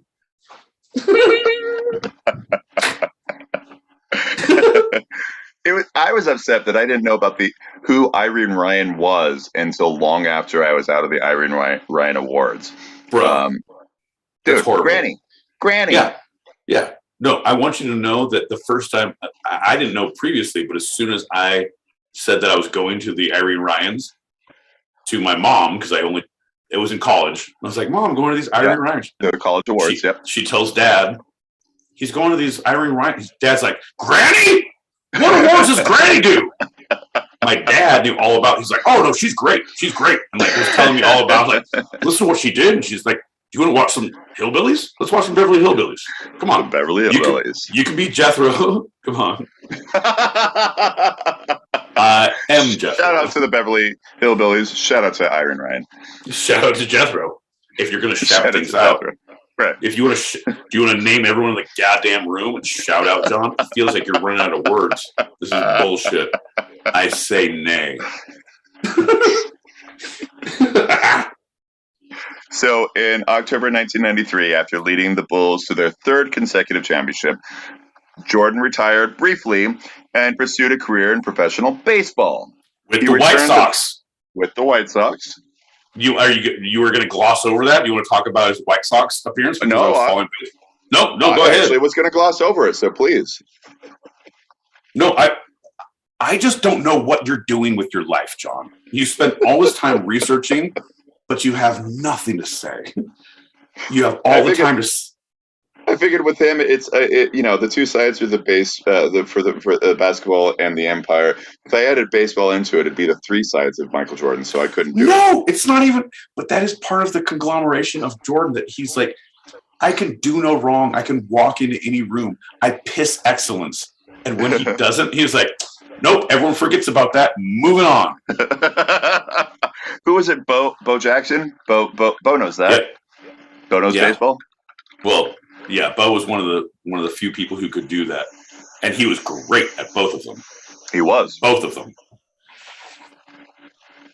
So he returned to basketball in March of 95. In the 95-96 season, Jordan led the Bulls to a 72-10 regular season record, the best in the history of the NBA, only broken by the 2015-16 Golden State Warriors. So quite an amazing feat after coming back from retirement. Yeah, no, it's pretty good. It's pretty good that I'm learning all this basketball knowledge about a sport I do not like and do not care about. But no, I'm having a fun time, two-sided style. All right, let's finish up with that. So from 96 to 98, Jordan led the Bulls again to win 3 more championships in a row, and each time he was named the MVP of the finals. After the 97-98 season, he retired one last time, and he's done. Now we're talking about him outside of basketball. All right, cool, great. Being that the MVP is such a VIP, should we keep this PC on the QT, John? Because if it leaks out, he could end up MIA and we'd all get KP. You know what I mean, baby? I do. And I also think because there's a couple of messages built up, this is kind of the second half of it. So I was talking about his early career. Let's pop some messages and also take a shot. Take a shot. Yeah, no, I definitely have a shot here because I can't stand any more of this, and I want you to play messages because I need a more different interaction other than your ginger voice coming out with basketball facts. You know, what was shooting percentage? Say it. Play the messages. What is taken back from those who have been underwhelmed beforehand. I think that's kind of what he's alluding to. I agree. Are you talking about the Three Stooges or Harry Chapman? Oh, yeah, Charlie Chaplin, but also Laurel and Hardy, the fat guy and the little guy, because we said Laurel, Stan Laurel, and Ed Hardy. He had all the dragons on his shirt. It was very. Wait, nope, not Ed Hardy. See what we did? Cheers. Cheers, motherfucker. Let's drink them up. Anybody out there, if you like what you're hearing, seeing, I disagree, but hit that subscribe button and like and alert. Cheers. Cheers. Oh, no. Oh, no. Oh. No. Are you really comparing the NBA with the team of, the New England Patriots? I mean, I'm just saying. The New England Patriots have been caught cheating several times. In basketball, it's a little harder to cheat. You have to have refs on your side, mostly, to help you cheat. I'm just saying. Basketball, anywho. Damn straight. It makes me crazy. Hey, it depends on what kind of squeaking you're doing, if you know what I'm saying. You're picking up what I'm putting down. It's just like you saying hot and wet is good when you with a lady, not when you in the jungle. That's right. And I think it's when you were referring to the Dream Team, which you thought that wasn't super cool. But that's different. I mean, that was the Olympics. You thought that we just stacked the deck. Where with the Patriots, they were actually cheating in game. I don't think the Bulls ever cheated. I don't think you were saying the Bulls ever cheated. No. Bulls did not cheat. Not like that. There was some really interesting physical games, and they had mental games. They had fucked up sportsmanship, but no cheating. And that's part of the game, baby. That's all part of the game. Like, you see the mental games I play with you on this show? It's all part of the game. It's all part of the game. We're trying to get to the fucking playoffs, baby. That's right. There.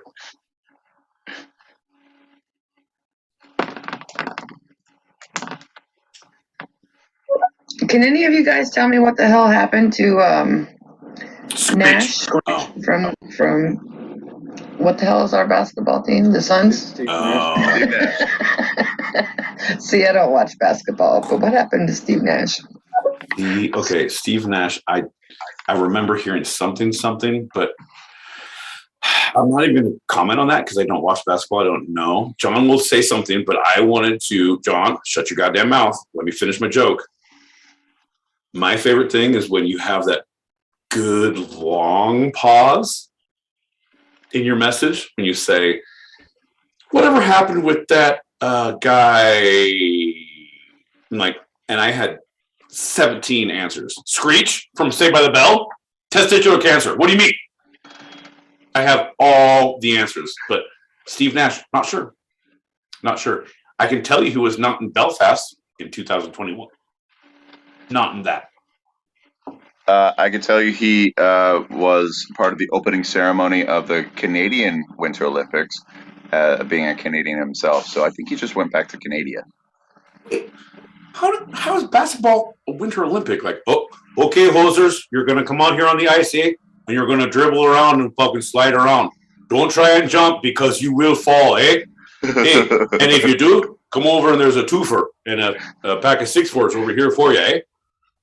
No, I just remember it because it was Steve Nash. It was 4 major Canadian athletes. It was Steve Nash and Wayne Gretzky, and Wayne Gretzky owned the Coyotes, the Arizona hockey team, the Coyotes. So we had 2 Arizonans represented in the Canadian Winter Olympics. I thought that was cool.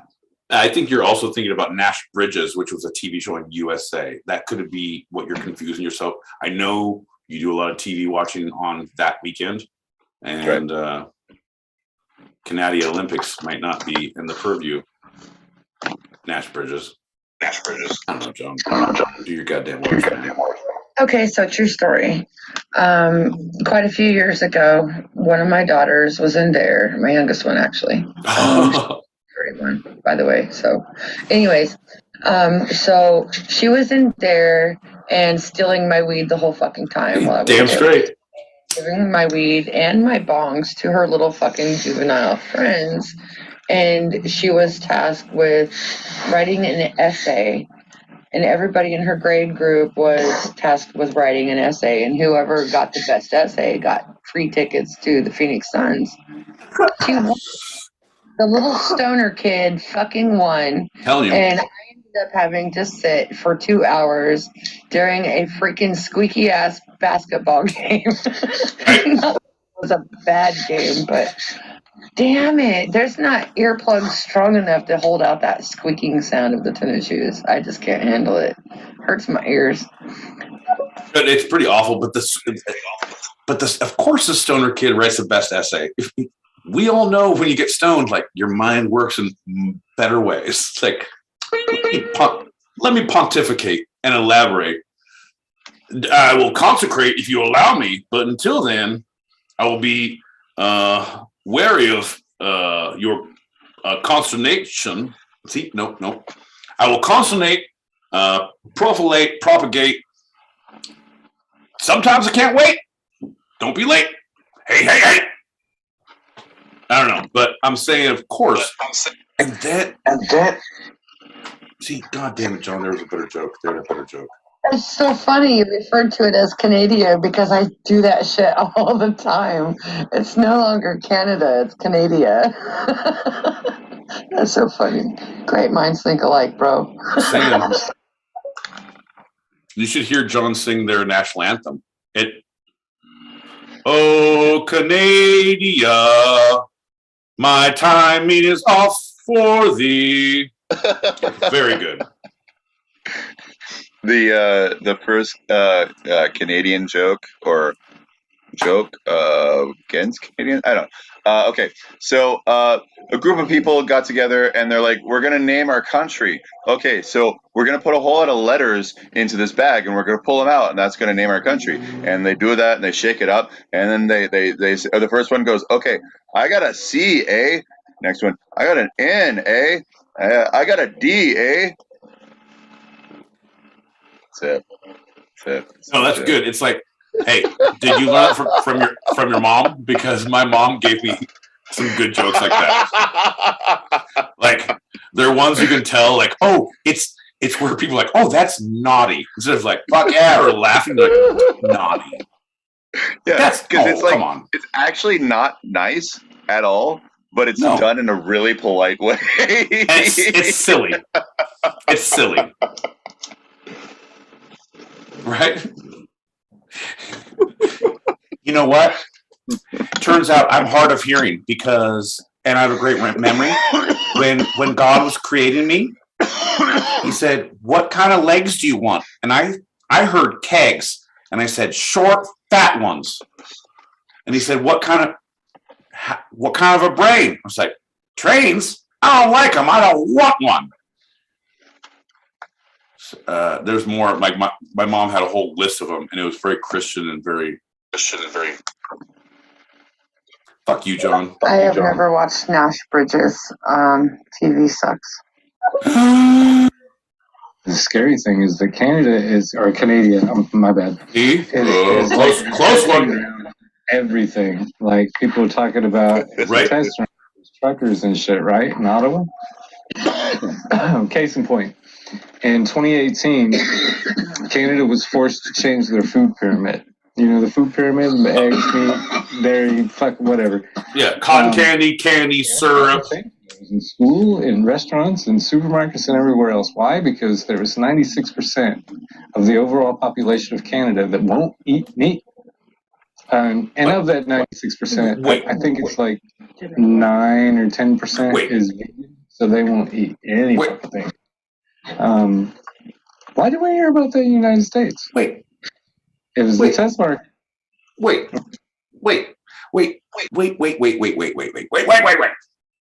Two things. That's odd. 4 things. 19 things. 87, 98 things. But I'm going to go in order slowly. And turns out, it's a sunrise and 6:45, and here we go. How can Canada not be eating meat? Like that's moose country. I feel like those are, I don't know. I have 3 Canadians who live in Canada right now. All of them eat meat. Are they like? They're like the entire 10% at that point. They're the 3 people. They're the ones who like, oh no, this is a moose. I'll eat the fuck out of that. You don't have to ask me twice or 3 times. I'll have a twofer and a bunch of that moose meat. Yeah, moose meat. Micey moosies. That's right. But the other thing, God damn it, there's another point, John. It's very difficult to do all of these shots and stay on focus. Hey, speaking of that, we need to get back on track. No, I got it. Sorry, no. Go. Because I was like, I should have made notes, and I fucking did. I looked down, I was like, I'm smart as fuck. Test drives, baby. Canada is the test drive market for all this bullshit. Like, oh, here's the thing, here's a protest. And you said they changed the food pyramid. Because when you said food pyramid, I was already thinking like test markets. I personally want to live in the Midwest where fast food chains test weird ass products on the consumers. Like, yeah, I want the Taco Bell all cheese, all tortilla, baked in a pizza special. Like the weird shit they come up with. And if you look, like I've looked at this, there's regional foods, and I feel like Canada would be like very lots of cheese curds, lots of poutine, lots of moose meat. But I would try it with a delightful salsa, with a reduction of other moose meat. I want to go to that fast food test market. I don't want to go there politically. See, John, words work. Well, I mean, you throw out poutines. That's like one of their staples. That is made with beef gravy, or if it's more authentic, a duck gravy. Gravy. Yeah, no, because I think if you don't use duck gravy, you're quackers around here. That's right. Right. Hey, let's get these last messages. Let's get back on track. All right. Let's do that and pour shots because we're doing that again too. I'll pop them. Fuck, does that mean Canadian? I can't even say the word. Canadians are smarter than us? Please say it's not so. All I'm going to say is... Or veggies? I don't know. But Awesome Sauce did a show about it. If you look up Awesome Sauce Radio and you find a picture of like ketchup bottles that are different colors. That's my podcast, our podcast. And we do all kinds of stuff, but one of them was about the Canadian diet. And that was really interesting, and it just made me wish that things were like that here, because why not? I mean, if I had to go kill meat to fucking have a cheeseburger, it would never happen. I would never be able to do that. So in my mind, I feel like because I can't kill my beef to get a burger, I shouldn't eat it. But I do, because I'm that bad of a person. But I just feel like that if they made that a law, there'd be a lot of people going vegan.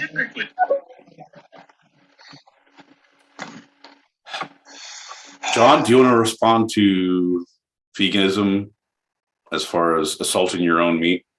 Because you know how I feel about that. I will kill or be killed for the food pyramid. I once met Captain Crunch in a back alley, and turns out I walked out of there with scrapes on the roof of my mouth, but that motherfucker didn't walk out. Captain Crunch, I'm out. You walked out with scrapes on your mouth, and you're like, you should have seen the other guy. No, but that was a joke about Captain Crunch. Anyone who eats Captain Crunch knows you eat too much Captain Crunch, and the top of your mouth gets all scrapey. Like, it's great, but I need to let soak my milk for a while. Well, you can get protein from things other than animals. And a fun fact is, Americans consume over 3/4 of the amount of daily protein that they need in one setting.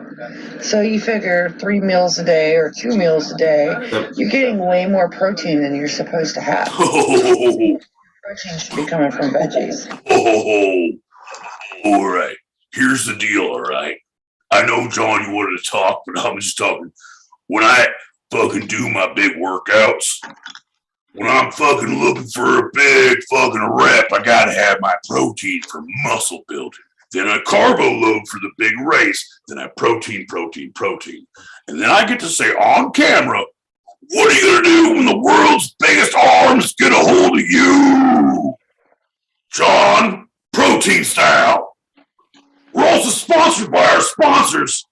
Protein style, big arms. Have you ever wanted bigger arms? You fucking hate protein? Come on down, get some protein arms. 2 easy tablets shut right up your nose every day. They're only 1.5 foot, and put them right in your nose. 2 a day. Takes all day. Protein arms. I'm glad we have our ad segment, John. So at the end of 2021, Michael Jordan's net worth is $2.2 billion.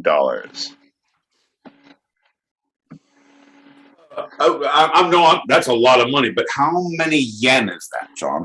How many loonies? About double the amount of toonies. Well, yeah. Nobody can stand for that, because I don't have briefcases far enough to reach to make all the transactions. Let's continue in dollars, and we'll just be gentlemen about the agreement, and we'll say we're talking dollars from now on, okay? So he still lives outside. I said okay, John. Yeah. Okay. So we have a gentleman's agreement that we just talk in dollars and not yen or loonies or toonies the rest of the show. Gentleman's agreement. Gentleman's agreement. Okay. All right. Let's drink on it. Cheers. Fuck off! Here we go. Oh, we're both. Dollars and signs. I'm ready. Go ahead. Dollars and signs. He still lives outside of Chicago, and his salary each year is roughly $130 million. Dollars, not loonies, toonies, or yen. Remember, we don't talk about either of those ever again. We've made a gentleman's agreement, and you just reneged. Therefore, you have to do another shot. Therefore, we're going to briefly look into where all this money comes from. Michael Jordan has earned his money over the years, not only through massive Jordan brand salary, but also some major endorsement deals for almost every major company in the United States and several profitable investment ventures. He's the owner with over 90% of the stock of the Charlotte Hornets, and owns a major portion of his personal brand under Nike, the Jordan brand, which is 86%. And so this is a huge part of his income and his investment. Oh, huge. And I'm pretty sure he's into Pornhub. I was like 99% sure, but it could be Michael B. Jordan. But someone, or it could be another guy who was using aliens. I don't know, but there's... Listen, no spoilers, but he likes to diversify, and he does own 1 or 2% in a lot of things, so... I'm very aware. I'm very aware. And, like, if we're getting deep... Because if we're going to regurgitate the... Okay, no, let's talk about his wealth. I'm going to give you... I'm not going to cut your legs out, motherfucker. I'm going to give you your space. I'm going to be a gentleman about it. I'm going to be a gentleman. Yeah. I'm classy. He probably has the most popular sneaker in the world. Well, nope, not at all. The Air Jordan? Yeah, no.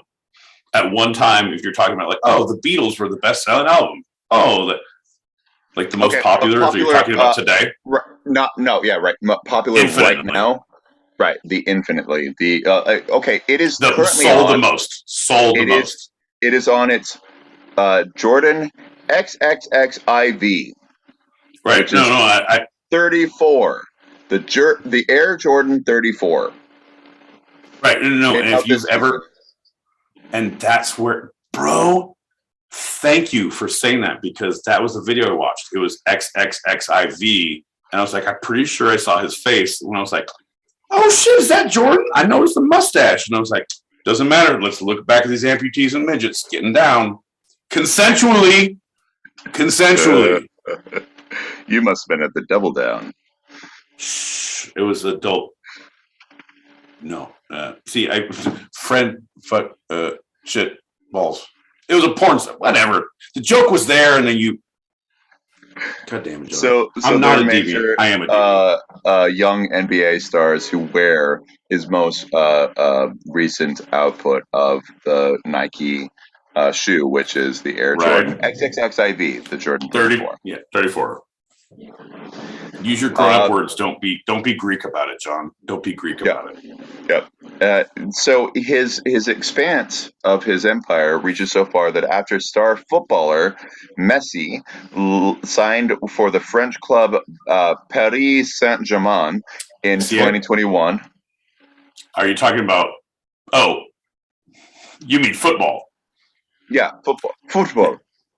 Yeah, no, you didn't say it with the right intonation. I was thinking like, I don't remember that motherfucker wearing pads. He was not on a line. He did not hit anybody. I was like, oh no, football. It's very, very good. Football has been very, very good to me. Football has been very, very good. Very, very good. The football is life. Jordan made $6 million due to the shirt sales, because Paris Saint-Germain football kits are made with the Jordan brand. And so it's not just a shoe.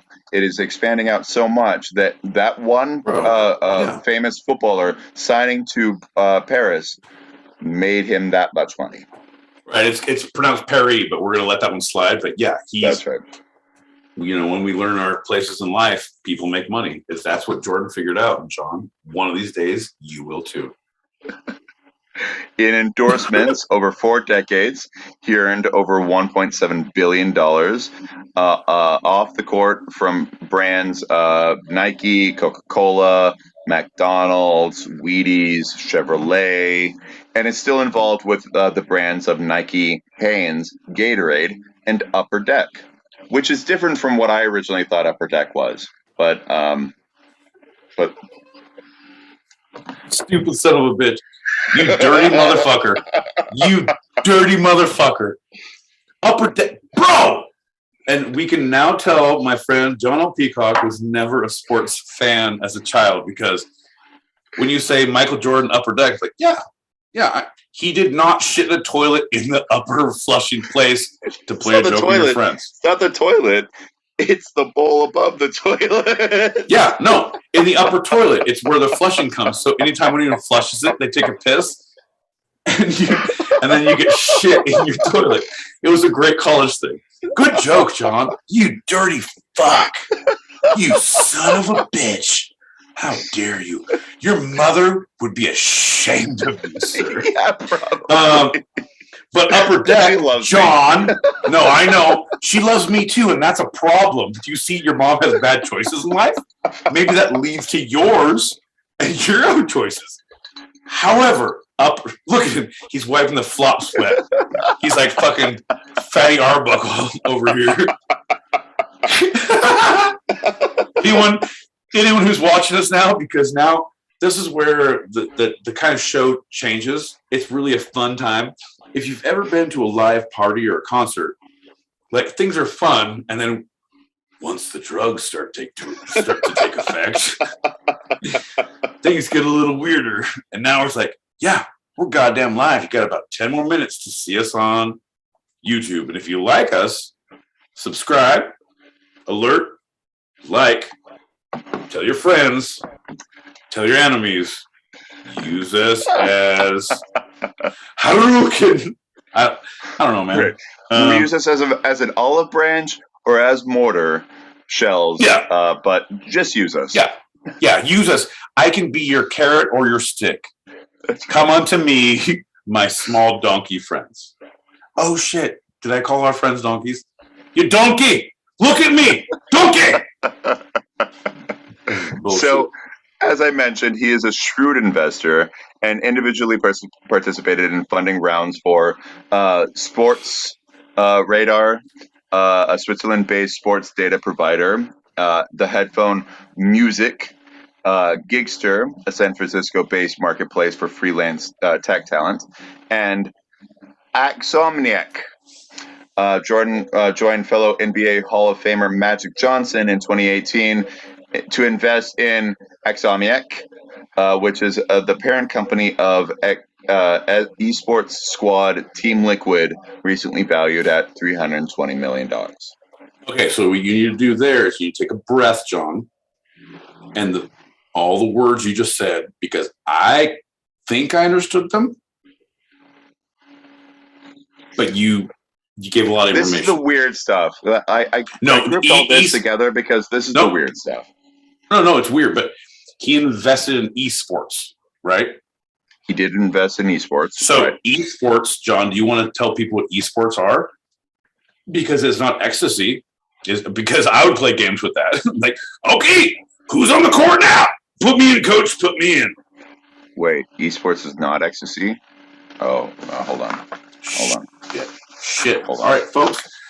We're having technical difficulties.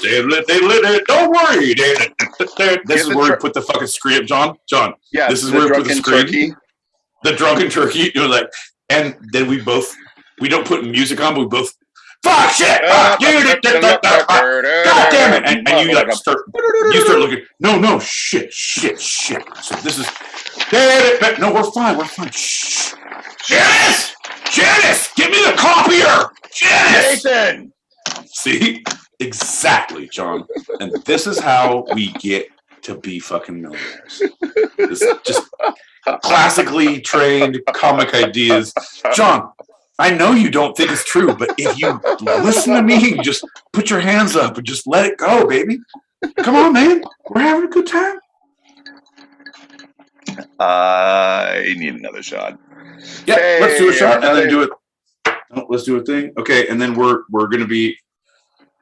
I know you're doing a thing, and God damn it, I'm so happy. Hey, and fucking, I'm having a good time. Like, Spawn's we here. Lost half the people fucking, there. That's okay. No. I don't. Spawn is here. What up, Spawn? No, Spawn. No, that's what I'm saying. And Zippy has like stayed up and done his thing, and this is my girl Corey. This is good fucking people right here. Anyone out there? Right on. She's like solid folk, new to the stereo streets, but fucking throw her a like or throw her a follow. good people to have on your squad. Just right now. Yep. Good people to have on your squad. So anyway, cheers to you. Thanks for hanging in there, Zippy. I'm so glad you're done with your day. You were with your fucking week, brother. It's like, we're definitely going to talk because I'm going to be a moderator when John talks about Belfast with you. Like, I can't let him talk to you alone because that ruins everything. Like, it's not okay. So let's throw Zippy a Zoom invite in the next week or so. Yeah.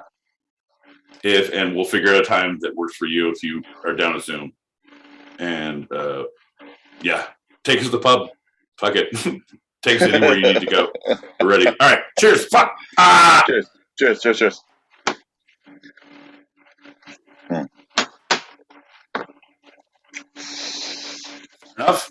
Fair enough. All right. Where are we going? All right. So he joined 3 other fellow NBA owners.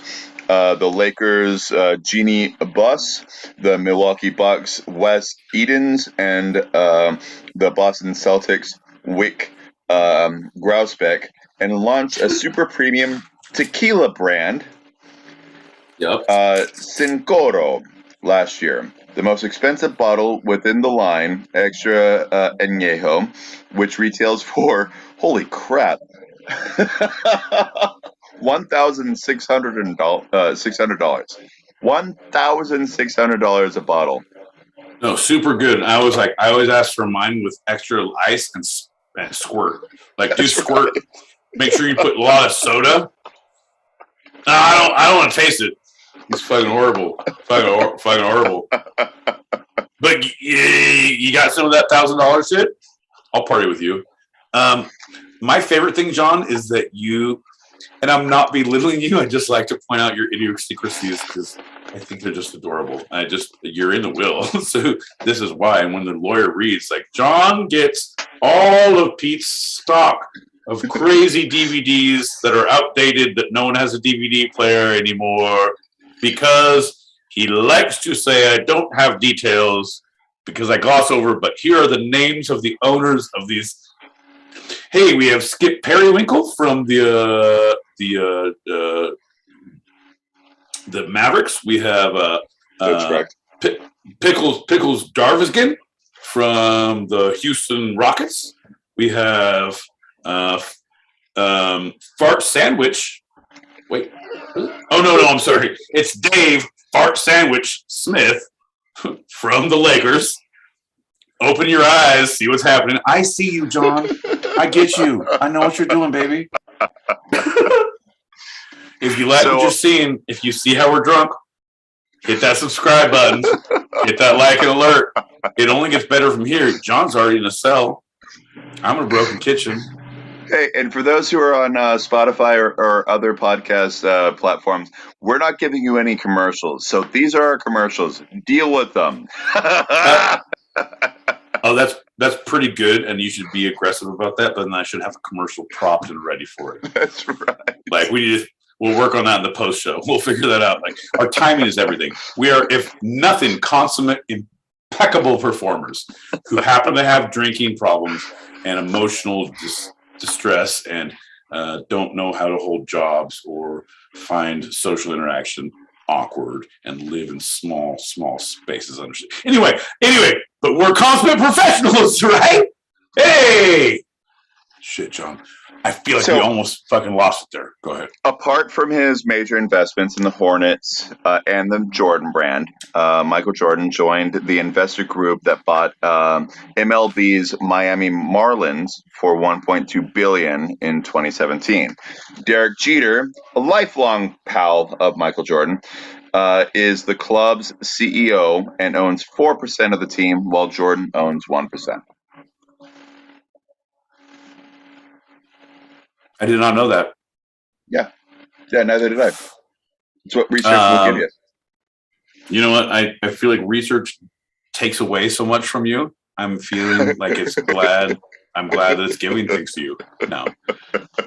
Because you, sir, are a broken shell of a man. Anybody who's out there who knows Two-Sided Pod, they know that these are fake characters who live in real life, who love, dream, have ambitions, have goals, but are also completely fake.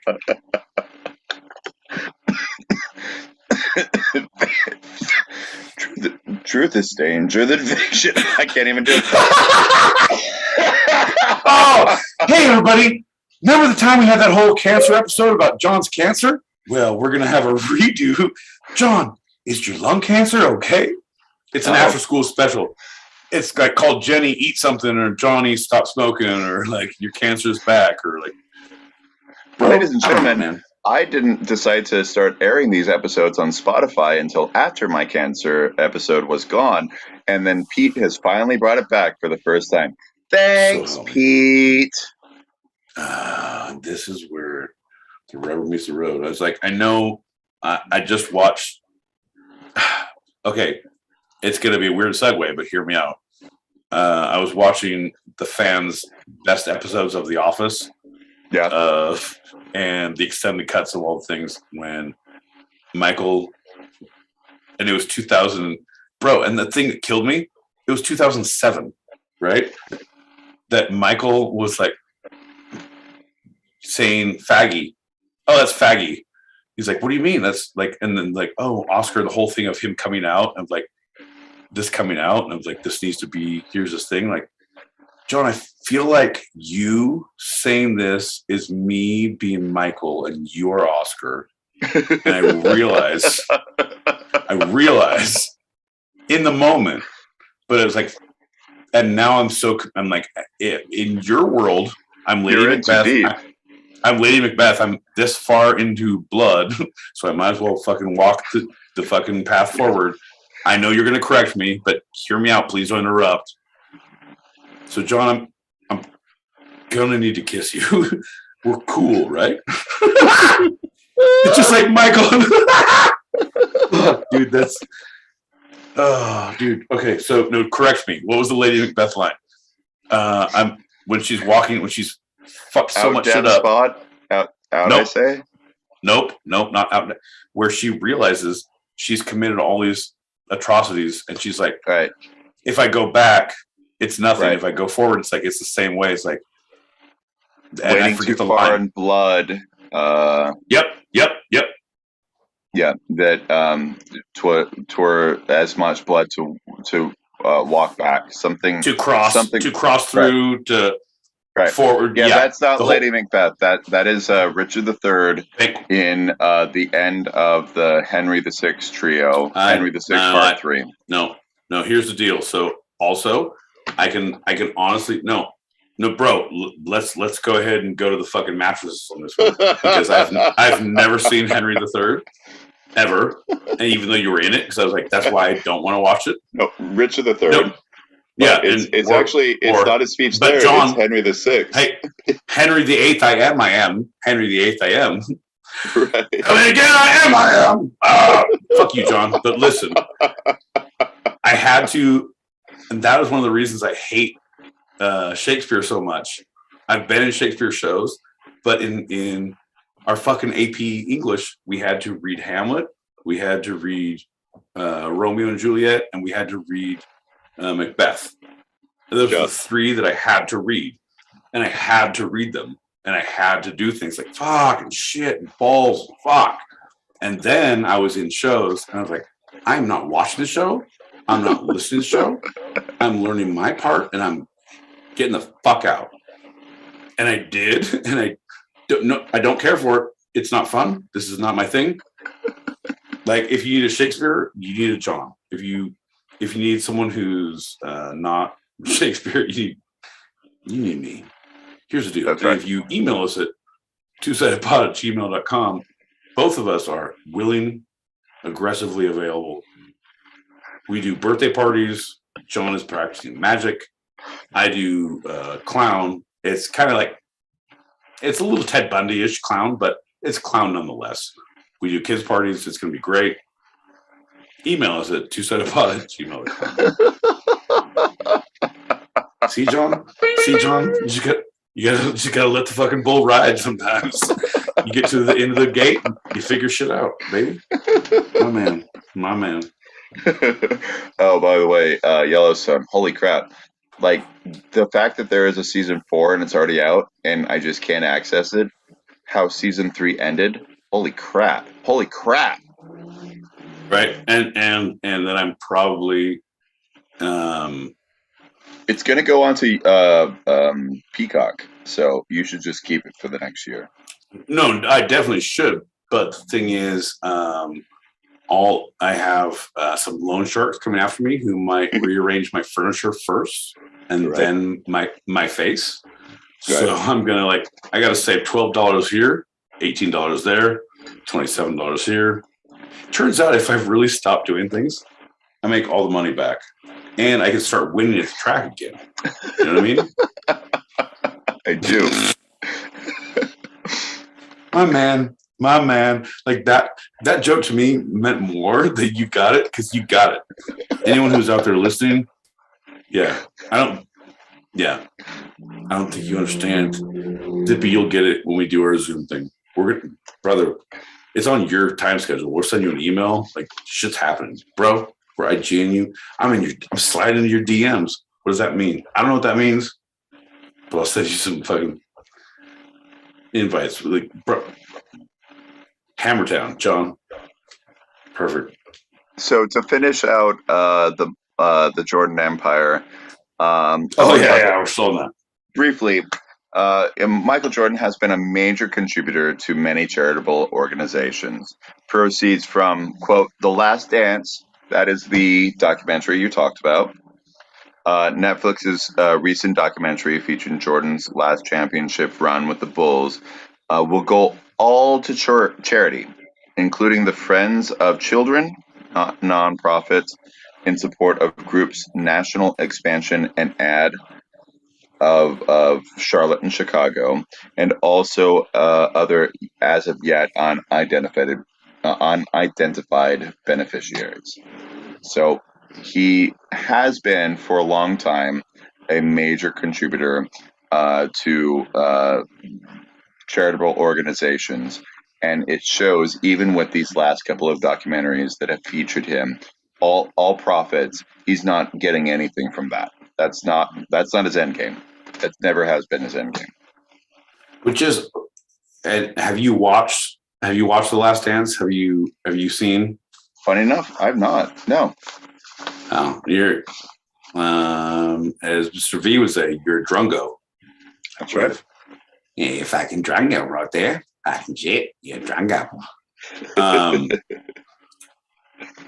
Because of that information you gave me, like that truly does color my picture of him, because that documentary I'm not, like I said, I'm not a basketball fan. I don't give a shit. Like, yeah, I grew up in the Bulls era. Right. And like you wear the jackets the same way you wear the Raiders jackets. Yeah, I grew up in the Bulls era with the Suns. You at least had the Lakers. Like I had nothing. The Suns were always eclipsed by the Bulls. Always eclipsed by the Bulls. With Charles Barkley, always eclipsed by the Bulls. No. You were following games. What I'm telling you is I was style-wise. I didn't watch football back then. I didn't watch basketball. But you would wear Raiders jackets or Yankees hats or Bulls jerseys. And like I would bark because I didn't have any of those things. So it was like you spend the week at your homie's house and like, oh, cool, let me wear your jacket. And I was the fucking chunk from Goonies. I was always like, yeah, let me wear your jacket. It's like, hey, looks like it shrunk in the washer. Like all those shits, like totally cool. But it was not about the basketball. It was not about the things. It was about the specific style, about the specific moment. Yeah, and then I realized, like, yeah, no, it's all about hoodies and fuck off. Once I met John L. Peacock, this motherfucker wore scarves and berets in the summer in Arizona. A motherfucking scarf, right? No, John, this is not. It wasn't a beret. It was a Newsies hat, but a scarf. Well, yeah. 100%. 100%. And I'm with you. And you have no idea how much you were the goddamn butt of every goddamn joke. I was like, what the fuck is this? No, I know you did. But it's like, And I kept going, and I kept going. This motherfucker stayed strong, and the good That's people. That's conviction right there. Ooh, hey, you talked about lightning jokes. I'm saying. See? I'm saying the cream roast the crop, roast the top of the crop, and like yeah, he's a piece of shit, but like, all right, he'll weird us out, but let's hang out because this motherfucker's cool. me and Wes and Henry and Amber, and literally, bro, I can tell you, and this is kind of off book. You and me and Henry, our friendships were based solely on Amber. Oh, I bet that. Oh, 100% I 100% believe that. I have 100%. Amber was my linchpin. I knew that. Yeah. And I had no, she was Henry's. I dug that. But Henry and Amber and I was like, hey, Amber, you're cool. She's like, hey, you're cool too. She got me. And I 100%. Knew she got me in a way that 100%. She expanded that to everybody else. I 100%. Knew it. 100%. I knew it. And it's because I didn't go after her. I wasn't like, hey, Amber. No. No, because everyone, if you did that, you're gross as fuck. And we know that. Stop. Yeah, totally. Yeah. I'm more of come on, get in my big truck. And you're more of hey, man, you want to get my van? We're both off-putting. We understand. Cadillac. Come on. No, but I'm saying the emotional response you give out is windowless van. It's called the grape van, but when you close the door, or if you open the door, it says rape van. Right. So keep the door closed. Somehow that G, only the G, somehow disappears. No, anyway. No, 100%. Because I was saying. My next thought was you should not have an Astrovan from 1992 because it only slides this much and the G falls off. But other than that, you're good.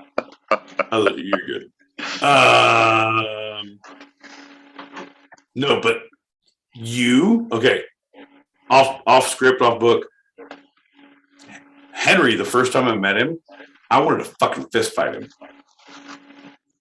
The second time I met him, I wanted to fucking fist fight him. And we were only on because I punched a dude on stage at EA once. Wait, were you supposed to?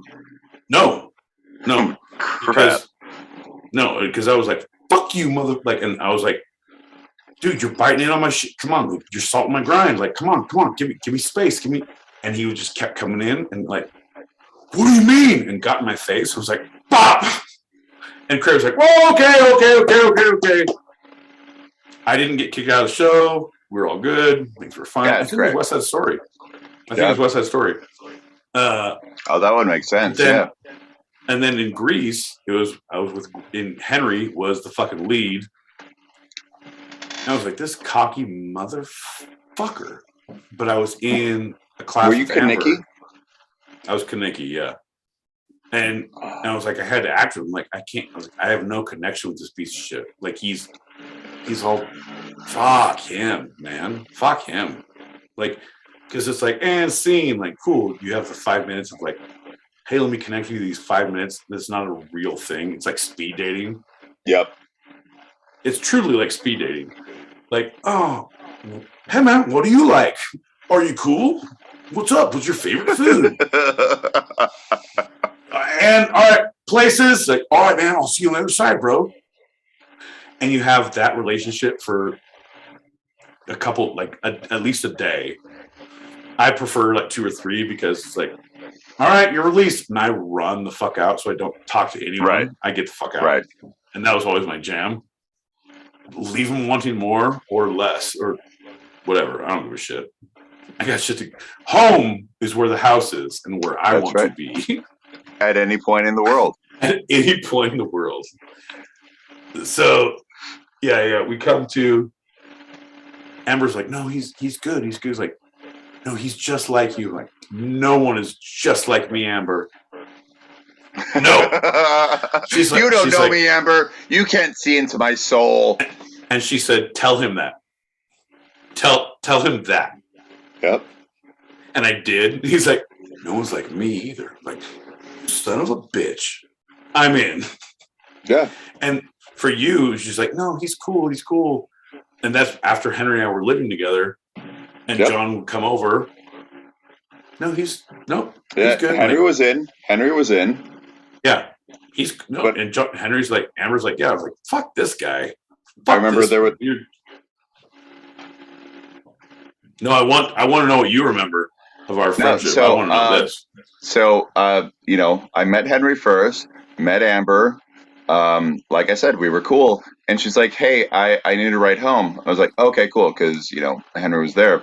I took her home and she's like, I think you and Pete, there's something that you guys are great. And I'm serious. He sees through. No, I know, because she sees through the bullshit. Yep. Because the thing is like, who the fuck is this guy? But she's like, hey man, you like Marley?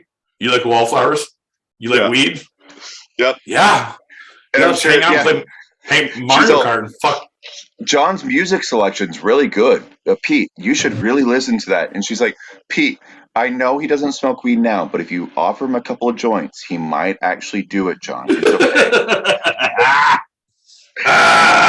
Dude, that's how we got full together. on. It truly was. And I remember, okay, I know I'm getting you off script. I know this is green room talk, but I don't give a fuck. I'm going to say this one last thing and you can do your goddamn ending of the show, cool. Whatever you want to do. I remember vividly, one of my vivid college memories is sitting up in my room in the fucking great spacious building, and we're sitting there listening to Bob Marley's greatest hits with your bong you brought over and your shit pressed weed, and we're just smoking bowl after bowl after bowl, and like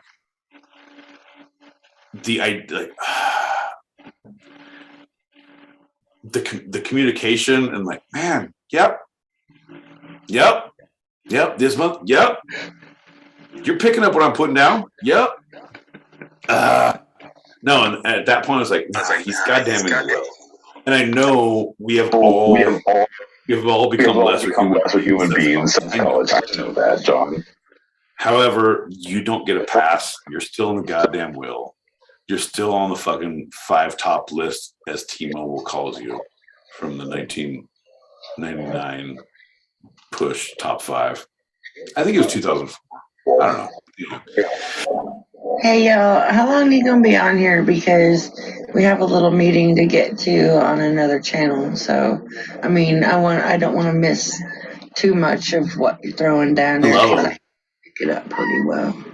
Anywho, let me know. Dude, she does. Like, I got it. Like, anyone out there who's listening, Mind Fox and Foxy Lady, follow them, throw them a follow. They're great goddamn people and funny as hell. Like, and goddamn talented. They went to Utah? No, Montana. And saw they filmed and took pictures with Tone Loc and these fucking like the old school. And I got to make a lot of jokes about Funky Cold Medina.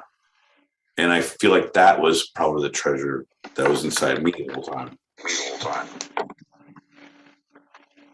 Have you noticed, though, since he's basically retired, that you don't really see a whole lot of Michael Jordan stuff out anymore, even though he's a big part of Nike?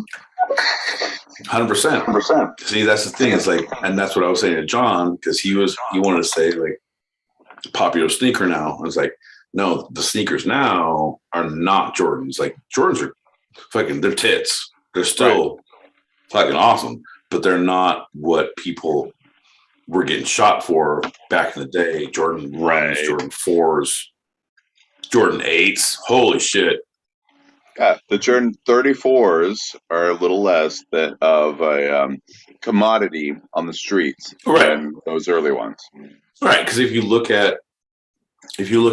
you're a shoe fucking fanatic and you look at what that, I'm not, like, if I can't slip that motherfucker on, ain't happening for me. It's not that I have club feet. It said I don't want to bend down, so lacing ain't a thing for me.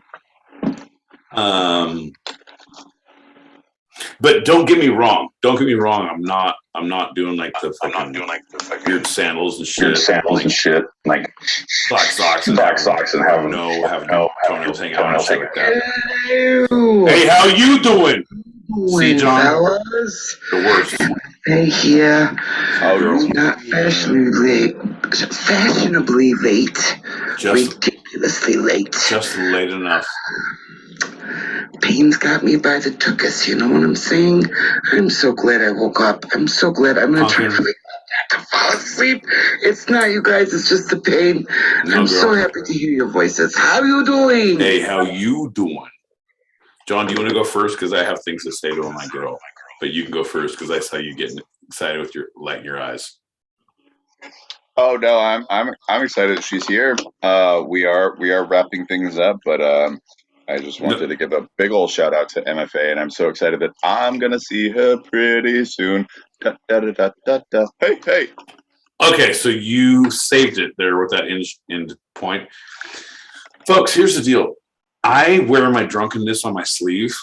When the party turns for my boy Pete, the party fucking turns.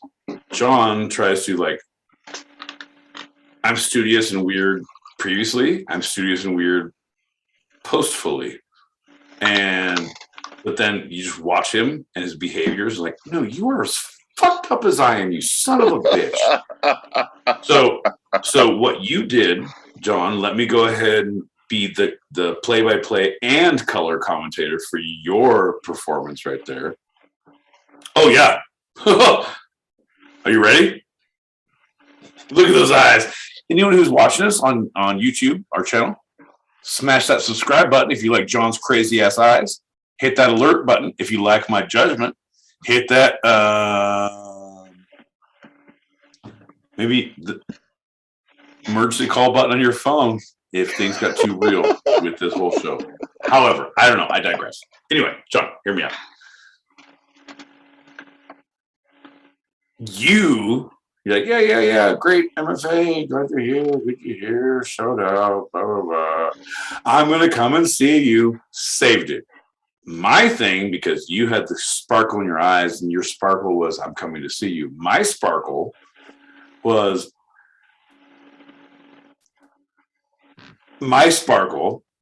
because I can tell MFA that I am not going to be able to make it out unless weird drastic things change just because of things, and we will Zoom and we will talk about all said things. But I am delighted and sparkly that your fucking ass is up, girl. Ooh-wee, ooh-wee, ooh-wee. If you go to bed, good on you. Like, you do you, but if we can make you smile, if we can hear your voice, like, not only does it, I don't want to fucking toot my own horn, but I feel like it helps you a little bit to smile and just hear people who love you. And I know for a fact it helps me. So I was going to say, I don't get to see you. And I apologize that John is the face of our organization. And I would say the reason why I love our podcast going through the Stereo app and having these interactions, even with people who are listening back who may not know the people who we're talking to, right? It's that human interaction. It's that saying of like, hey, I don't know you on a long-term level or even on a face-to-face level, but right. I see you and I love you. And that's right. The awesomeness. That's what we're all about. Right, bro. And the other thing, like, I'm going to fucking pivot there because I can tell you, and like Spawn, you're going to be up next, bro, because we have seen MFA in person. I've seen your face. I know where you sleep, and God damn it, you will pay the price if you don't answer your phone again. She's seen us, the Foxes, like we've Zoomed with them. We're going to flip out to Zippy to get some Belfast information, and we're going to be talking with him. My girl Corey is like I see her face to face a lot. And like John, I was telling John about John. Just so I'm not a liar, tell them what was I saying about Corey's idea today, just because we did talk about it. Yes, please. Look, John, stop doing it. Corey was the one. I forgot. Okay, do you? I'll just go ahead. How about this? I'm not a liar because we did. Thank you so much, Pete. I love you both so much. Yeah. No, we love you too, but fuck you, John. John tries to cut me off because I was like, oh, I painted myself in a corner. He's like, I don't know what you're talking about.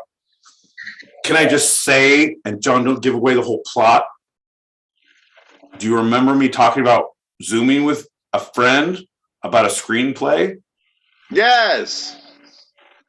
Yes, I do. Didn't connect the two. My apologies. Yeah, that sounds pretty awesome. Really. Like 100%. Say, fuck you, John. Like, at least give some of the information that I said, because so you're not like a yes and lying man, you piece of shit. No, it's and don't give the whole thing away. Don't give the whole thing away because that's our bread and butter. It's like, is it a screenplay based off of the Two-Sided Pod, or is it just influenced by what Corey saw from us? And it was it was an inspiration. It was like, oh, okay, you know what? I have this new idea, and okay, I'll just say TikTok, to show that I'm not yes-anding and not giving anything away.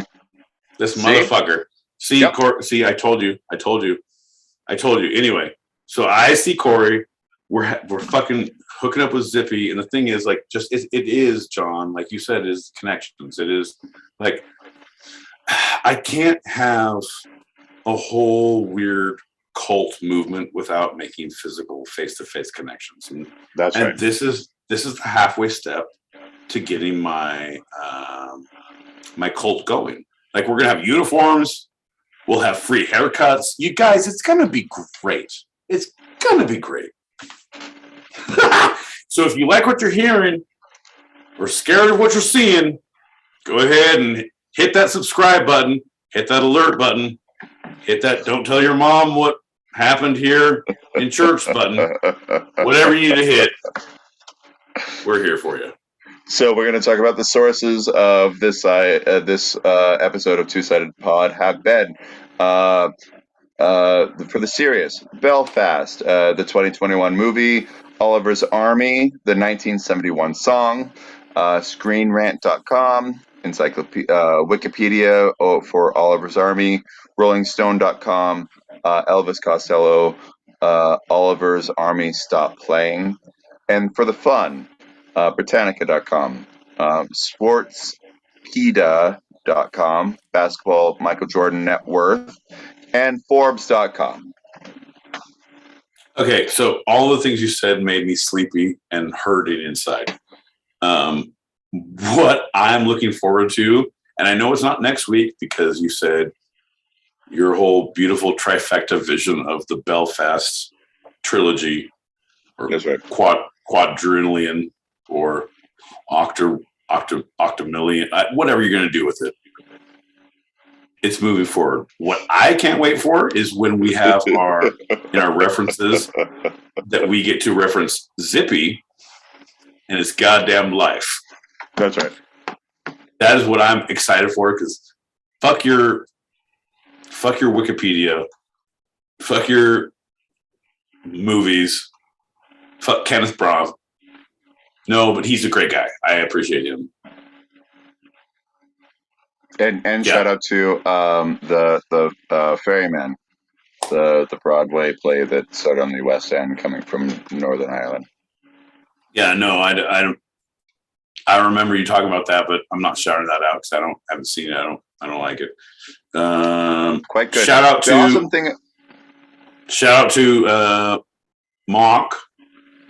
She's not here, but her name is Adriana, and I'm pretty excited that I know her name, and I can say like. So like, you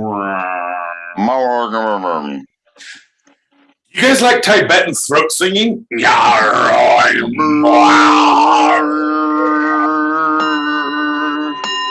Anyway, Adriana is here. This motherfucker is going to get his fucking bowl. Ooh, John is hot tonight, folks. So all references are great, and I feel like we're gonna go ahead and wrap this up. And we have our green room here coming in hot in a little bit. That's right. Our green room is actually happening right now. It automatically switches over because that's at Stereo Diz. But before we do that, my boy Pete, is there anything from? Are we actively in? Like I don't have to do things. Like I'm. You're not doing more things. Like we're done. We're from this episode. We just stop talking. From this past talk, that you have want to have a second look, a second chance, a second opinion at. Yeah, anything you'd like to retract?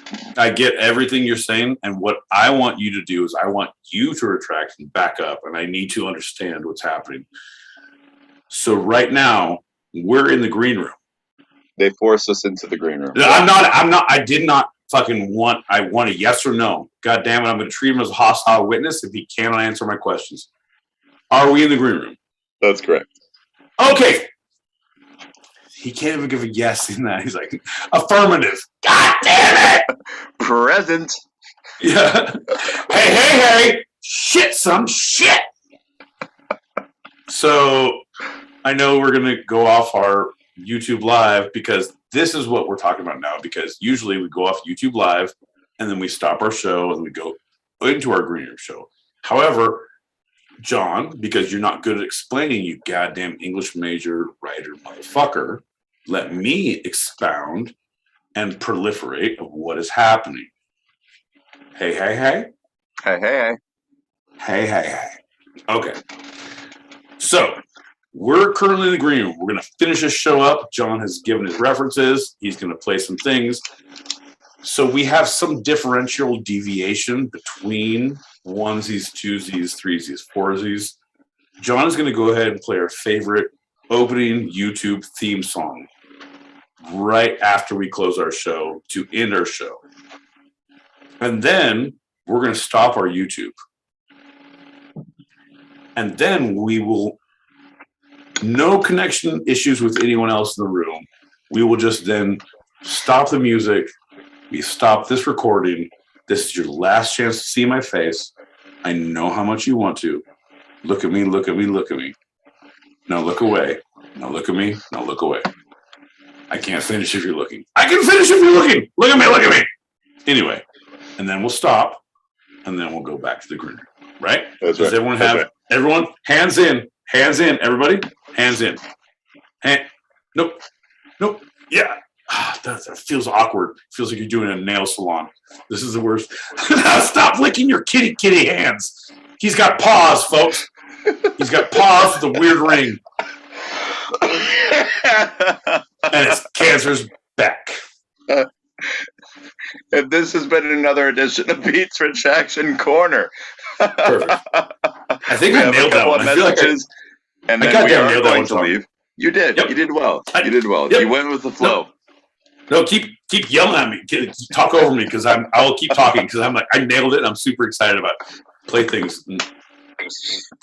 Green room will start literally without any seamless action. I don't know. John, I need to know when you're coming. I need all the deets. Please get a hold of me, please. Yep. All right, Pete, I got a kink in my neck. Quit making me look back and forth. You're kicking ass, or you're mixing gas and hauling ass. Oh my God. Pumpkin pie. Your beard looks amazing, by the way. Pumpkin pie. Johnny, gorgeous as always. Can't wait to see y'all in green room. Hear y'all in green room. Bye. Girl, I fucking adore her. No, but we don't have to go anywhere. We don't stop anything. So I'll talk to her right now because I'll talk to her a second. See, John, okay. See what I did? I'm an adult. Well, thanks for listening, everybody. We have our open chat show on Stereo every Tuesday, same start time as tonight. So if you'd like to join us or you want to throw some topics out there for our Two-Sided Podcast show, email us twosidedpod@gmail.com. That's TWO sidedpod@gmail.com. We're already in the green room, so I didn't need to talk about that. That's a wrap for tonight. I'm John L. Peacock out in Brooklyn, New York. I'm Pete here in Southern California. And this was our show. Join us again on the Stereo app next and every Thursday 5 p.m. Pacific, 8 p.m. Eastern, as we talk about the two sides of life, the fun and the serious, here on Two-Sided. I love you, Pete. I am a fan of yours, John.